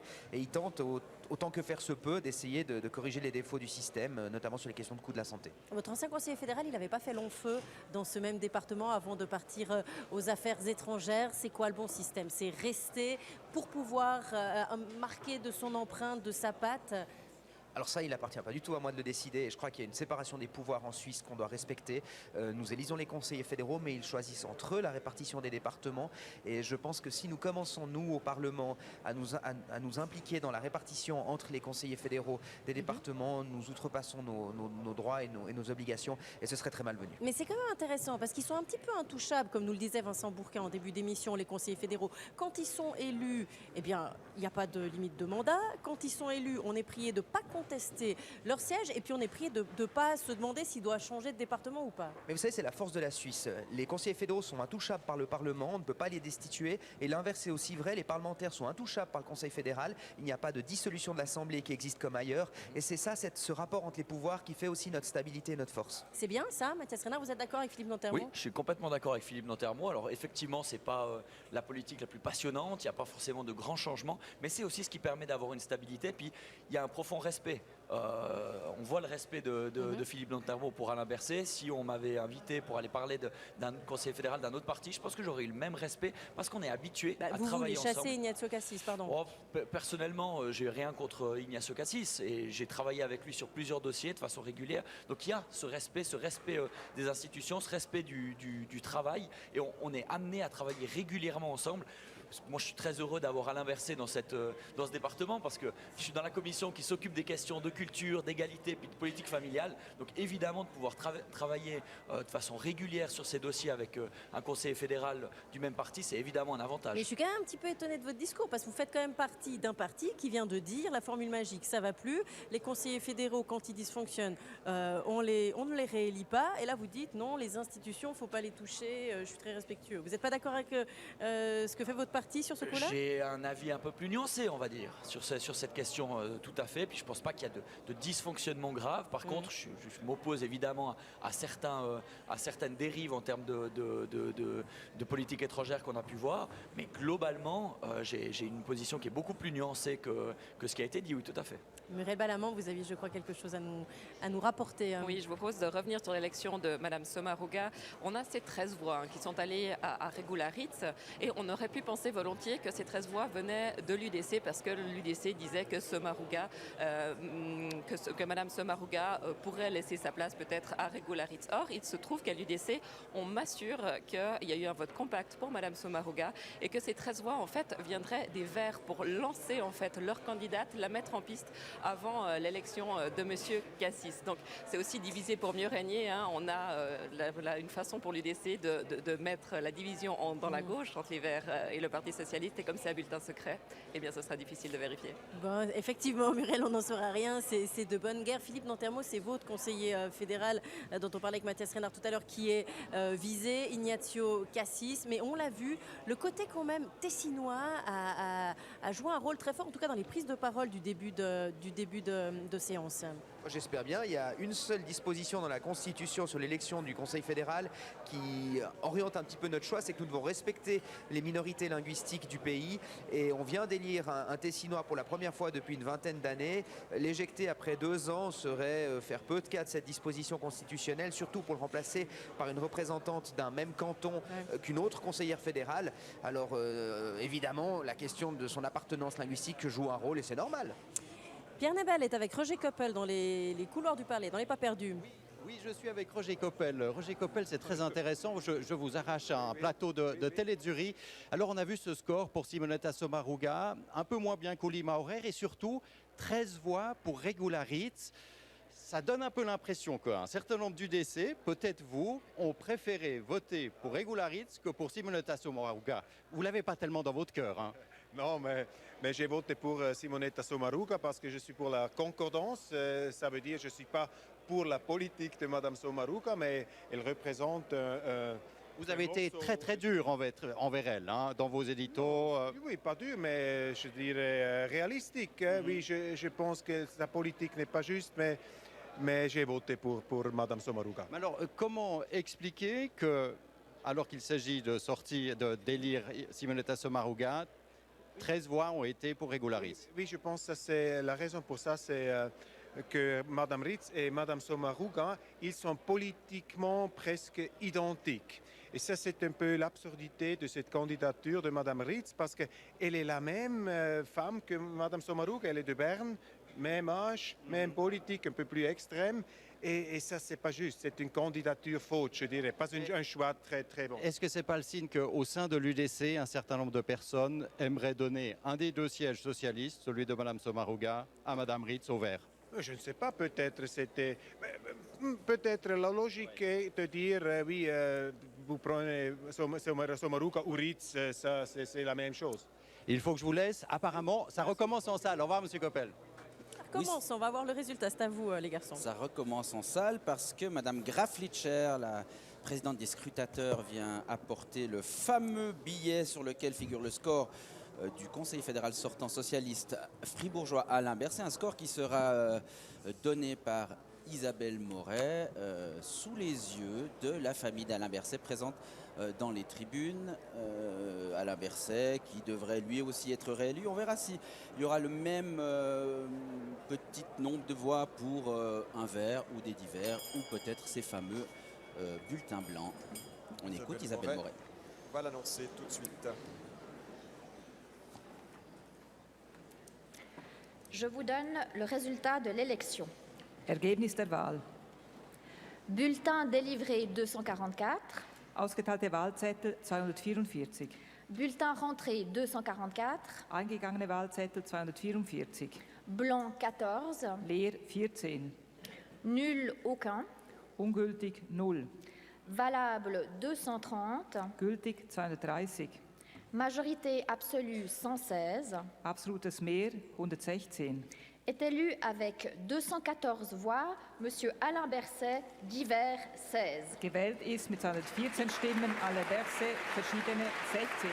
Sourire sur le visage de Madame Berset dans la tribune et de la famille du conseiller fédéral, réélu brillamment, 216 voix pour Alain Berset, encore mieux qu'il y a 4 ans et ses 210 voix. On continue sur cette lancée de ce pays merveilleux, si stable, qui réélit de manière large ses conseillers fédéraux sortants, avec donc ces 3 résultats, 213 pour Uli Maurer, 192.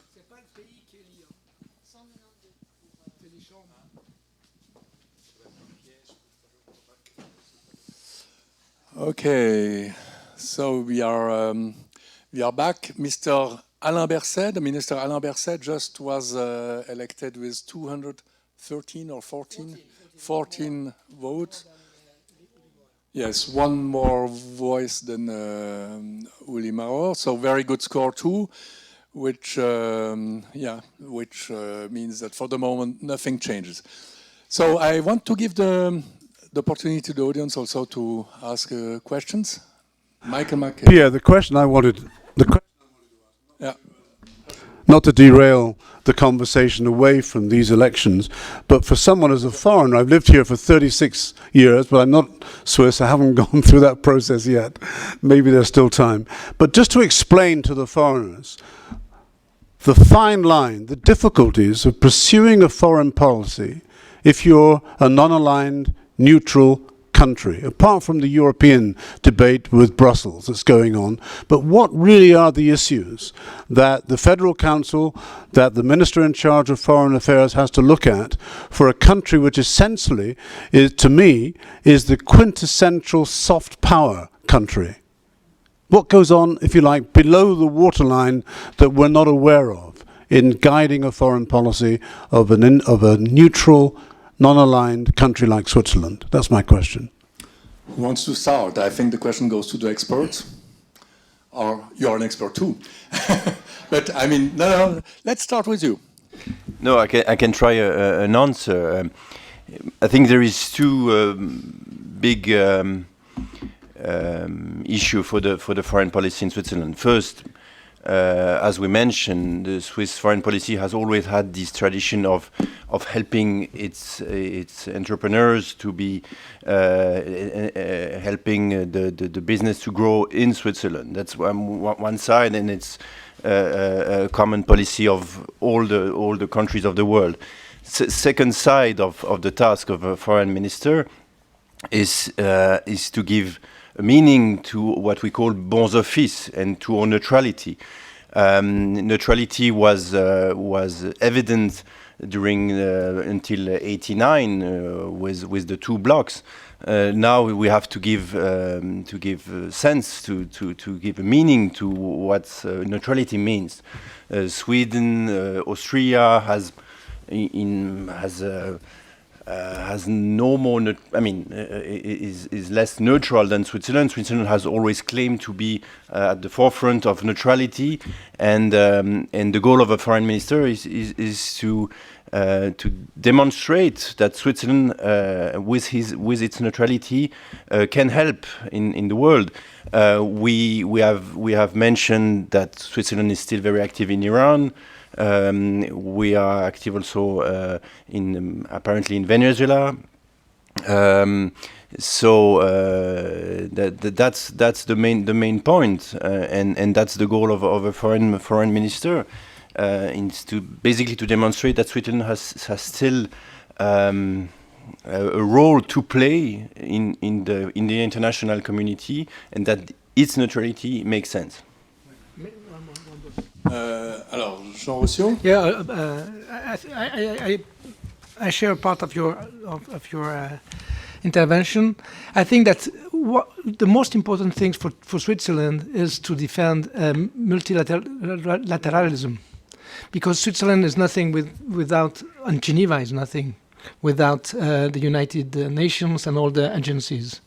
And it's really part of the DNA of Switzerland nowadays. It's a recent one century, but and a little bit less if we take after 45.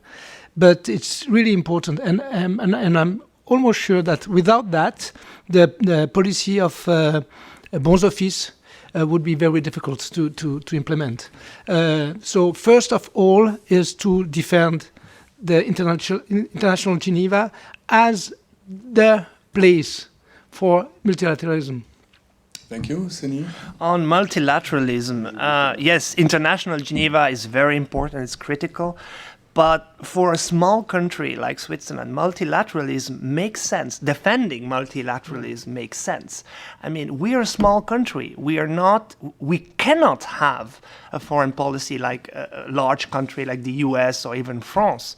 I mean, multilateralism gives us a voice on the international stage. We benefit from multilateralism. We benefit from WTO rules, to cite an example. And so it makes sense for the Swiss foreign policy to defend these things. And the second point, which I think is also very important, if you look at the Swiss foreign policy, it's very much a foreign economic policy.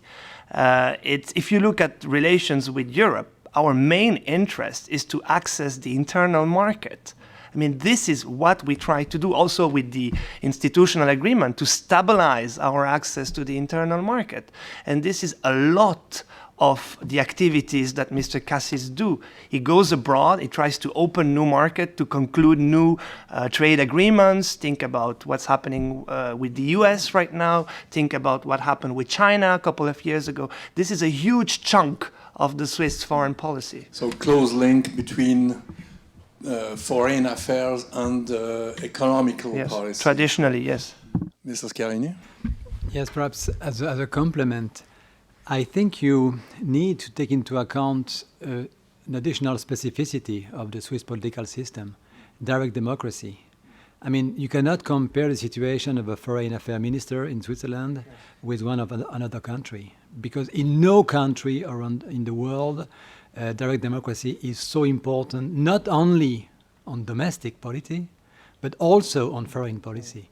So the minister, in that sense, is very much constrained. It's not only constrained by the parliament, but also by the people, because every time there is an international treaty that is signed, there is the possibility of a referendum, not for all treaties, but almost all treaties. So in that sense, you cannot behave only as the elite would like to behave. You need to take into account citizens' preferences. And I think that makes a big difference in comparison to other countries.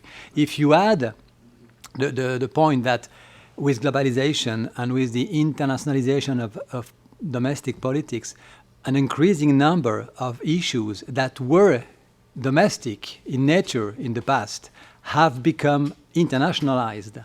In that sense, too, the Swiss political system gives very strong power to the people in the definition of foreign policy broadly defined. And I really think that that's a very important point. If you want to evaluate the action of a foreign minister in Switzerland, you need to take that into account. Thank you very much. Is there any other question? Yes, sir. Can you just tell your name? Gabriele Fontana from the Swiss Radio. Just a comment about the policy, foreign policy of Ueli Maurer this year. It was clearly UDC policy. I mean, it was with Trump, with Putin, with Xi Jinping. Clearly, the statement is Switzerland matters on foreign affairs on a global level without EU agreements. And maybe a problem for Cassis' record is also that the agreement with the EU is important success from his diplomacy, and his main political allies, UDC, make a policy in which they said, no, it's not so important for Swiss European Union. We have to play in globally world without only think about the agreement with the European Union. What do you think about it? Who wants, yes, Monsieur Sarkhan. I think you are right. The more you are right, you are right wing, especially at UDC, you tend to minimize the role of an agreement with the European Union, and you tend to say that basically having free trade agreements with Mercosur, having a free trade agreement with the USA or with China could counterbalance the fact that we would not succeed in having a strong agreement with the European Union. It's the idea that we have to remain independent and independent from the big monster, which is for them the European Union. And that's very much in the tradition of UDC, and sometimes also at the level of some PLR. Perhaps the former Minister of Economy was on this side, was to say, let's sign agreement with Mercosur, and that would help us to be stronger in relation with our with our main business partner, which is the European Union. Other comments? Yeah, I agree with your comment. I agree with your question, but I agree with your comment. But it's the reason why the Greens want to change this foreign minister, because it's the contrary that we defend. We think that Switzerland is in the center of Europe, and we have to define a political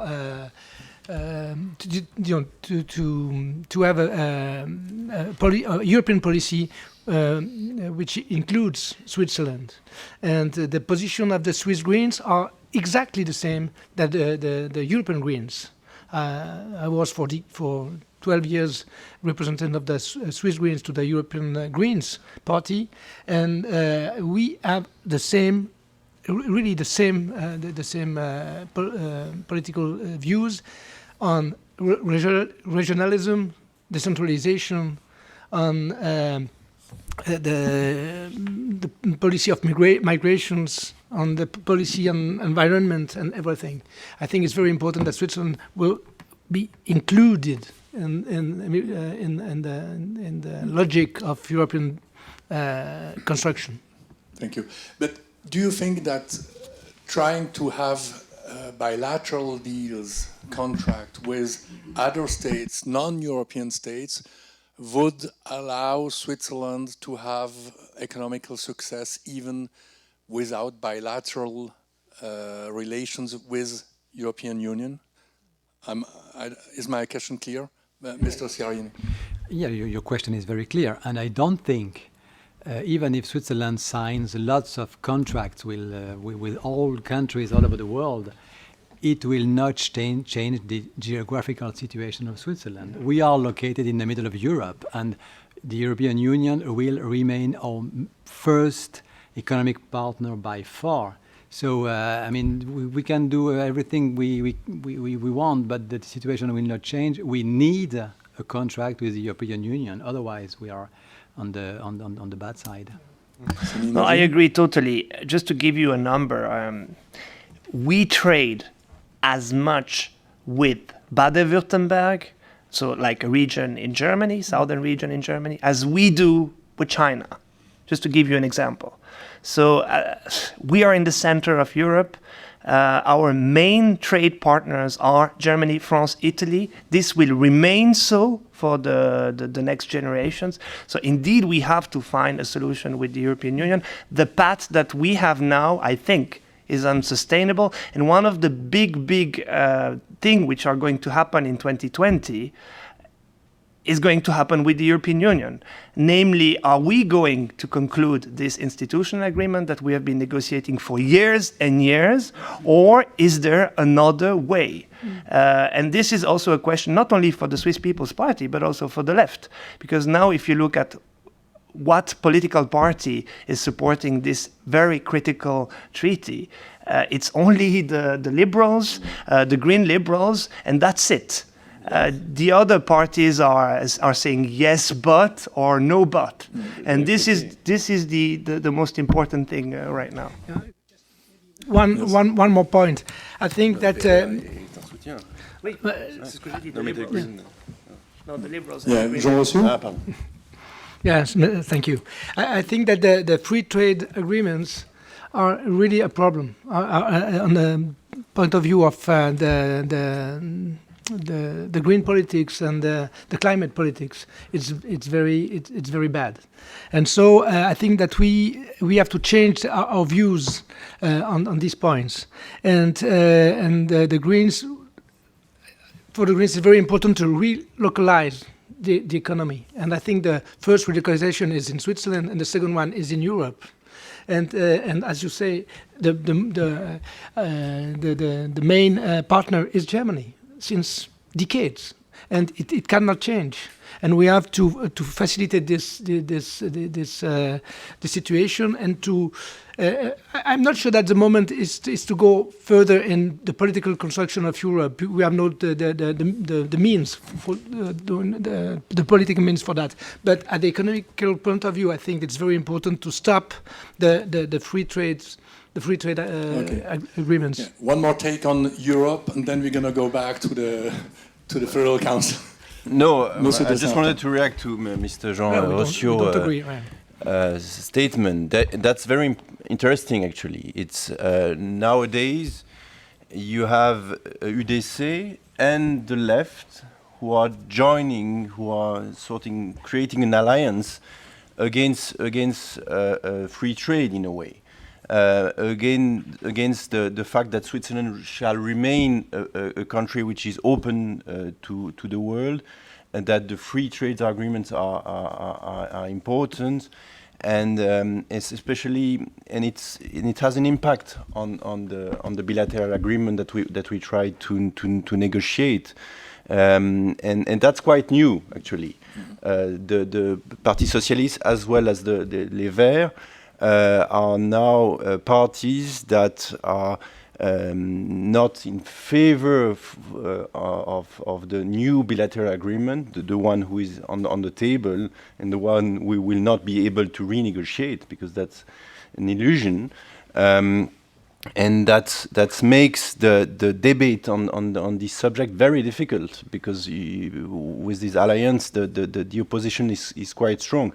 So I understand that the PS and the VER might evolve on that, and might have another mitigate the view on this subject after the October election. But that make the EU question quite difficult in Switzerland. Thank you. I think we just go back to the Guy Parmelin. 244. Blanc 39. Leer 39. Nul 1. Ungültig 1. Valable 204. Gültig 204. Majorité absolue 103. Absolutes Mehr 103. Est élu avec 191 voix M. Guy Parmelin, divers 13. Gewählt ist mit 191 Stimmen Herr Guy Parmelin. 191 voix pour le Vaudois UDC Guy Parmelin. Là encore, un très bon score. On notera quand même 39 votes blancs. Petit signe quand même de défiance d'une petite partie des 246. Voilà, donc Guy Parmelin just was elected. Guy Parmelin, the minister coming from Vaud, canton de Vaud. Mr. Scarini, one thing is striking actually. One says all the time that the people are defiant of government, that the confidence in government is not too strong in those days, like for medias, etc. At the same time, here we have a parliament that is one after the other voting very, very strongly to support the ministers that are already in charge. So at least if people are defiant, parliament seems to be very supportive of the government. How do you explain that? Consensus democracy. No, but I mean, I'm not sure that people are not confident in the government in Switzerland. I mean, in fact, it's perhaps one of the rare countries in which trust is still very high. If you compare Switzerland to any other country in the world, you will find that confidence is actually very high in Switzerland, including on the citizens level. Of course, among parliamentaries, it's even higher because of the rules, because of consensus democracy. There is cooptation of the main political parties in government, and as a specific party depends on the support of other parties, they need to be mutual support in that sense. That's why the scores are so high. But I don't think this is disconnected from what the public thinks. I think if the public should vote on the direct election of the Federal Council, assuming the parties would campaign and defend the consensus democracy, we will have the same result. I don't think the result would be very So different. you think that Parliament is really in line with the people? I think so. Really representative. I think so. Even, of course, we can discuss regarding the green seat, and that's why we are here. But apart from that, I think that the Parliament, the MPs, are very much in line with what the citizens think. So you give an idea, an image of happiness in Switzerland. I mean, people, Parliament is very satisfied by the government. Usually, I'm criticized because I criticize the government or the Swiss political system. So that's the first time I am not attacked, but you're saying that I'm perhaps too optimistic. No, I'm not saying anything. I'm just questioning. No, but I mean, we must be honest. If you look at how the Swiss political system works in comparison to other systems, it works very well. That's the point. I mean, we can certainly find the weaknesses. We could certainly be better. We could certainly improve some aspects of it. But overall, it's a system that performs very well, especially if you compare to how it works in neighboring countries. Right. And happiness is not satisfaction, and satisfaction is not happiness. Right. There is the index of satisfaction now. So if I listen to what you're saying, there is an urgency not to change anything, because, I mean, yes, if it works, just don't move it. Yes and no. I mean, I'm the first one who criticized, for example, the lack of decision-making ability of the system, because of this consensus democracy, because we try to have all main parties in, the result is that the Federal Council is highly heterogeneous, and it's increasingly difficult to find compromises within the Federal Council. And the European integration policy is one of the best examples of a policy in which it's no longer possible to find an agreement among the four governing parties. So I'm not saying that's a very good system, and I would say even that that's a system that has a very low decision capacity. But it works. And I would say it works in spite of this low ability to decide. Yeah, if we take all the statistics for Switzerland, they are very, very good. I mean, very innovative country, very rich country per capita income, high rate of for a good democracy system functioning very well. Mr. Rossio, are you sure you still want to go there to the government? Change all that? I'm sure I won't, personally. But yes, we have to go there, because I do agree with Pascal Schiarini's statement. We don't want to change the political system. It's functioning quite well. But you will change the equilibrium. No, not the system. We won't change the government. We would like to change the people elected, because we think it's not proportional enough. But the system is good. And we need a formula. I don't like this term but of... now it's magic. Will it be magic tomorrow? It was my point. We need a formula, but I don't believe in the characteristics of magic of this formula. I don't think it's good. We need a formula which could respect the minorities, the linguistic minorities, but also the political minorities. And maybe it won't be a good idea to make the government directly elected by the people. But I think that the formula, we should conserve a formula, but to change this formula now, because it doesn't represent anymore the people. And more you lose, more you win. Mm-hmm. More the UDC and the Swiss People Party lose, more the Mr. Morer won. More the Socialist Party lose, and more Mr. Berset win. So, Mr. Najim? Maybe one point about the magic formula. So nothing, as we said, nothing is written in the constitution about this magic formula. Right. This is unwritten.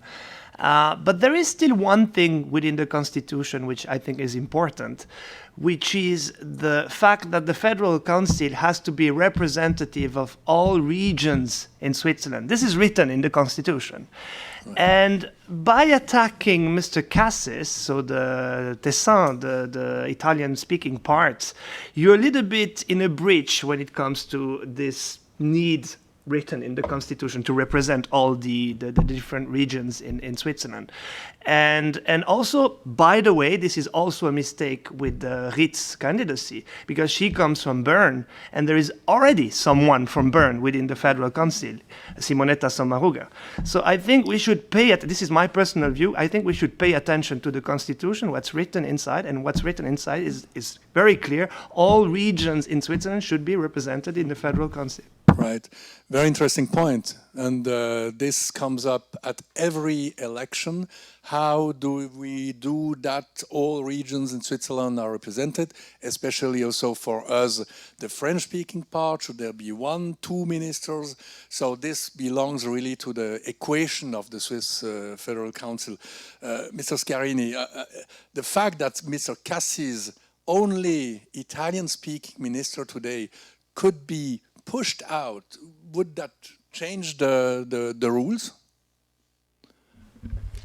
Well, yes and no again. That would be unfair towards the Ticino, my origin canton. But I mean, there was no representative of Ticino for years, so they could also live without a member of parliament, member of government. But the thing is, you're right, there is an unwritten rule according to which Latin cantons, by which we mean either French-speaking cantons and or Ticino, should have at least 2 seats in the Federal Council. And this was almost always respected. So, but for the moment, there are 2 French-speaking persons plus Italian-speaking persons. So we could live with one less. But perhaps the point I wanted to make, there are these informal rules that regulate the composition of the Federal Council. You need to respect the proportionality in terms of party strengths.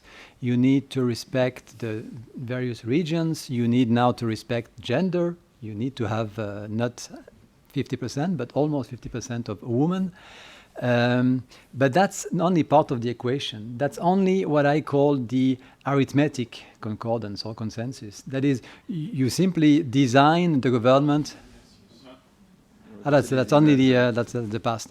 You only respect the informal rules regarding the composition in terms of proportionality, but consensus also has a political dimension, and this dimension has become completely forgotten. That is the dimension of trying to find solutions that every party can support, trying to find a consensus in the political sense of the world. This was lost. This was lost perhaps only 15 years ago when Blocher was elected in the Federal Council. And as I said before, the Federal Council is no longer able to find solutions, consensual solutions on important issues, not only Europe, but also army, social policy, health insurance. On all these very important topics, you cannot have a broad majority comprising all governing parties. Every time you need to create what we call consensus at variable geometry, which means that you have 3 parties. Sometimes it's the center-right against the left. Sometimes it's the Socialist Party with the Christian Democrats against the right. So it changes every time in the Federal Council and in Parliament. And it works more or less well. But I think it works because there are still 2 center-right parties that are strong enough, the Liberals and the Christian Democrats. The problem is that these 2 parties are increasingly losing strength. And at a certain point, they will no longer be pivotal for the coalitions, and at this point, we will be in trouble. So, if I understand, we are approaching a point where today's system with a strong Liberal Radical Party and a presence of the Democratic Christian Democratic Party will shrinken, will be lost, and then the formula will change pretty deeply. I think we so. don't know really what will happen then. I mean, I what think so. do you expect? Just one point. Switzerland is the country in Europe in which polarization has increased the most over the last 30 years. In no other countries you would have witnessed such strong increase in polarization between left and right. That's somehow very strange in a country that was known for consensus. But that's the reality. And I think if this trend continues with polarization, either for the socialists or for the Greens or for both on the one hand and for the Swiss People's Party on the other, there will be such a strong polarization with a weak center-right, and at this point the system will need to change. Yeah, with respect to that, yes. The UK shows that that's not quite true. I mean, you have a situation where in 2 days' time, many left will be voting for right, many right will be voting for left, and the gap between the two is as wide as I've seen in 30, 40 years in the UK. Yeah, but that's, I mean, you cannot simply trust what's going on today based on the election of the Federal Council. Of course, if you look only at this election, you would say everybody is okay with the system, everybody supports the system, and as you said, the left vote for the right-wing candidates and the right vote for the left-wing candidates, but that's only, I would say, symbolic. Then these people will have to govern, and when they will have to govern, they will realize that they do not agree on anything. That's the very important difference between the Swiss system and in a parliamentary system. In a parliamentary system, when you form a coalition, you need to discuss before being elected. You need to agree on a government, on a coalition agreement, and then you can go to the parliament asking for support, and then everybody knows exactly on which you will be decided and on in which direction you will go. In Switzerland, everybody agreed to elect these people, but then these people have to find solutions among themselves, and they are not able to do so because of polarization. So you cannot use this particular election as a sign of how strong consensus is in the country. Tomorrow they will fight very hardly. Just to come back, I come back to you in a minute. Just to follow up on this, how long will it take? Will in 4 years the system still work, or will it be changed fundamentally, and Switzerland will work in another way? Can you predict about that? Well, we already mentioned that at the outset. I think it was Jenny who said that the Swiss system does not change with major reforms. It changes incrementally. And I don't think, even if Green is elected in the government in 4 years, I don't think it will be the end of the story or a new story. It will be something different. But the system is very much adaptable in that sense. It is able to adapt to different conditions. My point only is to say, at a certain point, if the system has too much polarized and the two poles are very strong and the center-right is weak, at this point there will be a change. Perhaps not a change in the government system, but a change in the composition of the government. There might be, for example, only center-right parties or center-right parties plus the left without the UDC. But this composition as it is now, I'm not sure it will live very long. Okay. Yes, Jean-Rousseau? Yes, thank you. I think that we present all the things like a game, but it's not a game. We speak about political vision, political projects, and political programs. And I think that it's a question of priority. I'm sorry. The first priority is to find a consensus, find an adhesion to an agreement on political project and a program. It's the only country in the world that the people are elected without any program. It's very interesting. And the second priority is the formula. first the program, and then we find the people, the person representing what this canton, this tendency. And then the responsibility to make this political project is to give to the Christian Democratic Party. It's the only one who can make this line. Because I don't agree with Pascal Scarini on this point. I think that the Liberal Radical Party is not a centric party. It's not a parti du centre. In no region of the world you will take the position of the Parti PLR as a centric one. I will come back afterwards. We have to annonce Je vous donne le résultat de l'élection. Ergebnis der Wahl. Bulletin délivré 244. Ausgeteilte Wahlzettel 244. Bulletin rentré 244. Eingegangene Wahlzettel 244. Blanc 6. Leer 6. Nul aucun. Ungültig 0. Valable 238. Gültig 238. Majorité absolue 120. Absolutes Mehr 120. Est élu avec 145 voix Monsieur Ignazio Cassis. Madame Regularitz reçoit 82 voix, divers 11. Gewählt ist mit 145 Stimmen Ignazio Cassis. Stimmen haben erhalten Regularitz assez facile, 82 voix, Madame Ritz, c'est à peu près le bloc de gauche. Hein. On compte 83 voix si on additionne. Un peu baissé de nouveau, merci. So, it's done. You just heard Ignazio Cassis was voted with 145 votes, and Regularitz obtained 82 votes. So, comments on that? So the thing is over. No change in the Swiss government. We can breathe again, everybody. You don't breathe anymore, right? You stop breathing.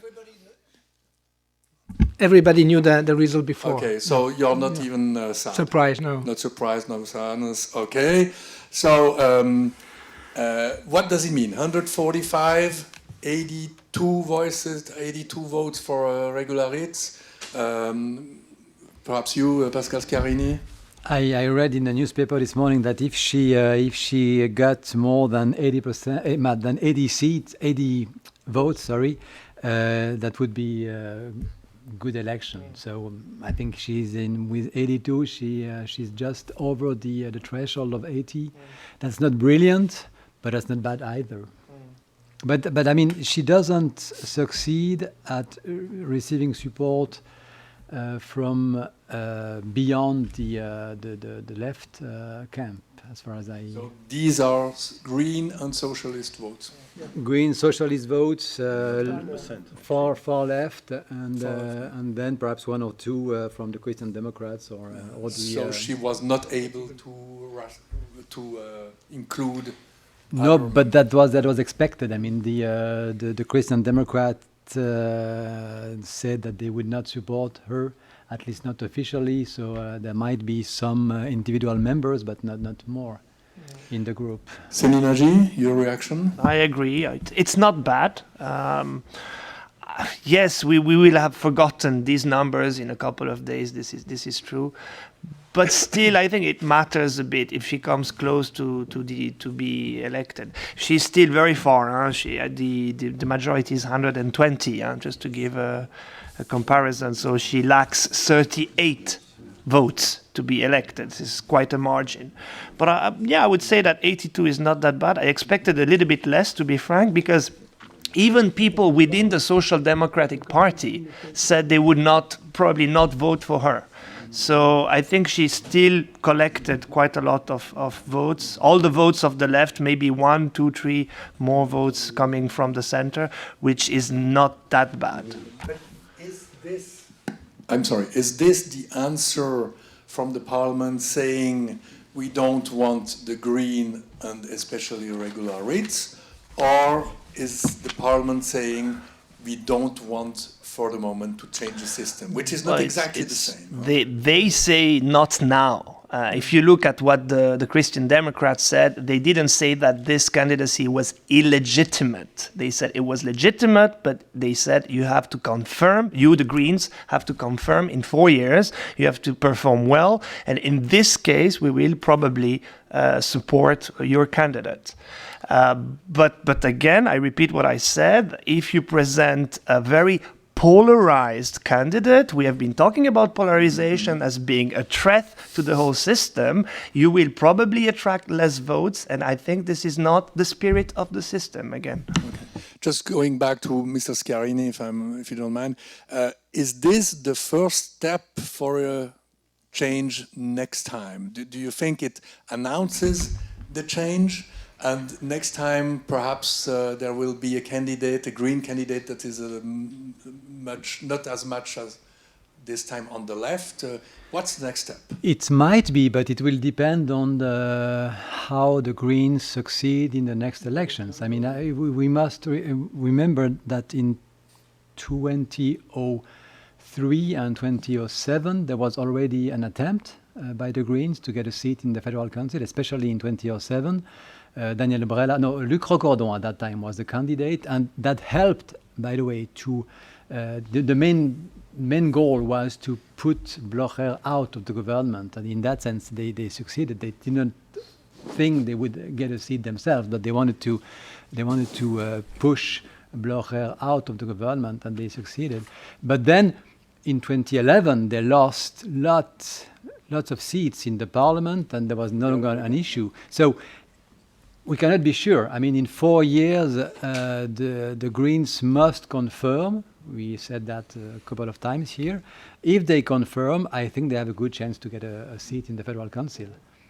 Mr. de Senarclan, are you happy of this result? Are you confirmed in your positions? I'm happy, not surprised. I mean, it makes sense to have to respect this logic and do not kick out someone who is already elected in this government. We have to see how it evolves. In 4 year times, it's quite probable that the Green will recede a bit. I mean, there is always a balance, and they made plus 17 seats. You can imagine that a few of them will be lost. That's a probability. It's always like that in politics. You have, and we'll see how it evolves. And that's the beauty of Swiss politics, is that it's very, very stable. Okay, Jean Rossiu. So your dream not realized? No, it was not a dream. It's a political demand. It's the people demanding that we will have a real change in the policy of the climate, and I think that the Christian Democratic Party has a great responsibility in that. He had everything in the hand to make a consensus in the center with the liberal Greens. The Liberal Greens and the Demo-Christian Party decided to continue this very right-wing politics, and also to make no sign of change about climate change. And it's a pity. We knew that before. We knew the signal was that they didn't want to make the hearing of Regularities. It was a very strong signal, and so we are not surprised. We have no deception, but we are very concerned about about Switzerland. Okay, there are more questions here. Yes, thank you. I would like to ask you to analyze the score of Mr. Cassis. What does it mean for him? Perhaps Mr. Senarclan could explain us, and the other panelists as well. Does it strengthen his position or weaken his position? How do you analyze this score? Thank you. No, of course, it's not a good election for him. That's for sure. In a way, it's weakened a bit his position. But you cannot analyze these numbers if you do not analyze the global question of whether we need a green at the government, and that it was clear that the only person to attack was the only party to be attacked was the PLR because of his 2 seats, and that makes sense. So of course we can critique him, or he can be critiqued for what he has done these last 2 years. But again, it's related to the political situation and the will of the Green to be part of the government. Just an important point to me, since you have been asking a question about predictions, about what's going to happen in 4 years. Assuming that the Greens are staying at 12-13%, so their actual electoral forces, the real question to me is, who are they going to replace? Is it going to be the Liberals again, or is it going to be, for instance, the Social Democrats? Because keep in mind that the Social Democrats are just above the Liberals in terms of electoral forces. And it's going to be interesting to see in 4 years if the Social Democrats keep losing seats. Because if it's the case, assuming that they would lose more seats, for instance, than the Liberals, and they would become less strong than the Liberals, then the Parliament could well elect a Green replacing a Social Democrat. And in this case, you would stay with 2 federal councillors from the left and 5 from the center and center-right. And there wouldn't be much change, I would say. Okay. One more point, yeah? Yeah, maybe I make another prediction. Yes, what's your prediction? My prediction is, as we have seen the UDC progressing for 25 years. Not 15 years. 15 years. So I think that this wave will not. No. The green wave will continue 2 or 3 more legislature. The first one. The second, and the green take a little bit in the center and a little bit in the Socialist Party. So they will go a little bit lower. But I think that the more endangered is the Democratic Party and the PLR and the Liberal Radical Party, because if the Green, the Liberal Greens continue to take profit of the wave, I think that they will be in danger. So it's the best formula today would have been 1 Democratian, 1 Green, 1 Liberal Green in the center, 2 Socialists or 1 Socialist, and 1 UDC and 1 PLR.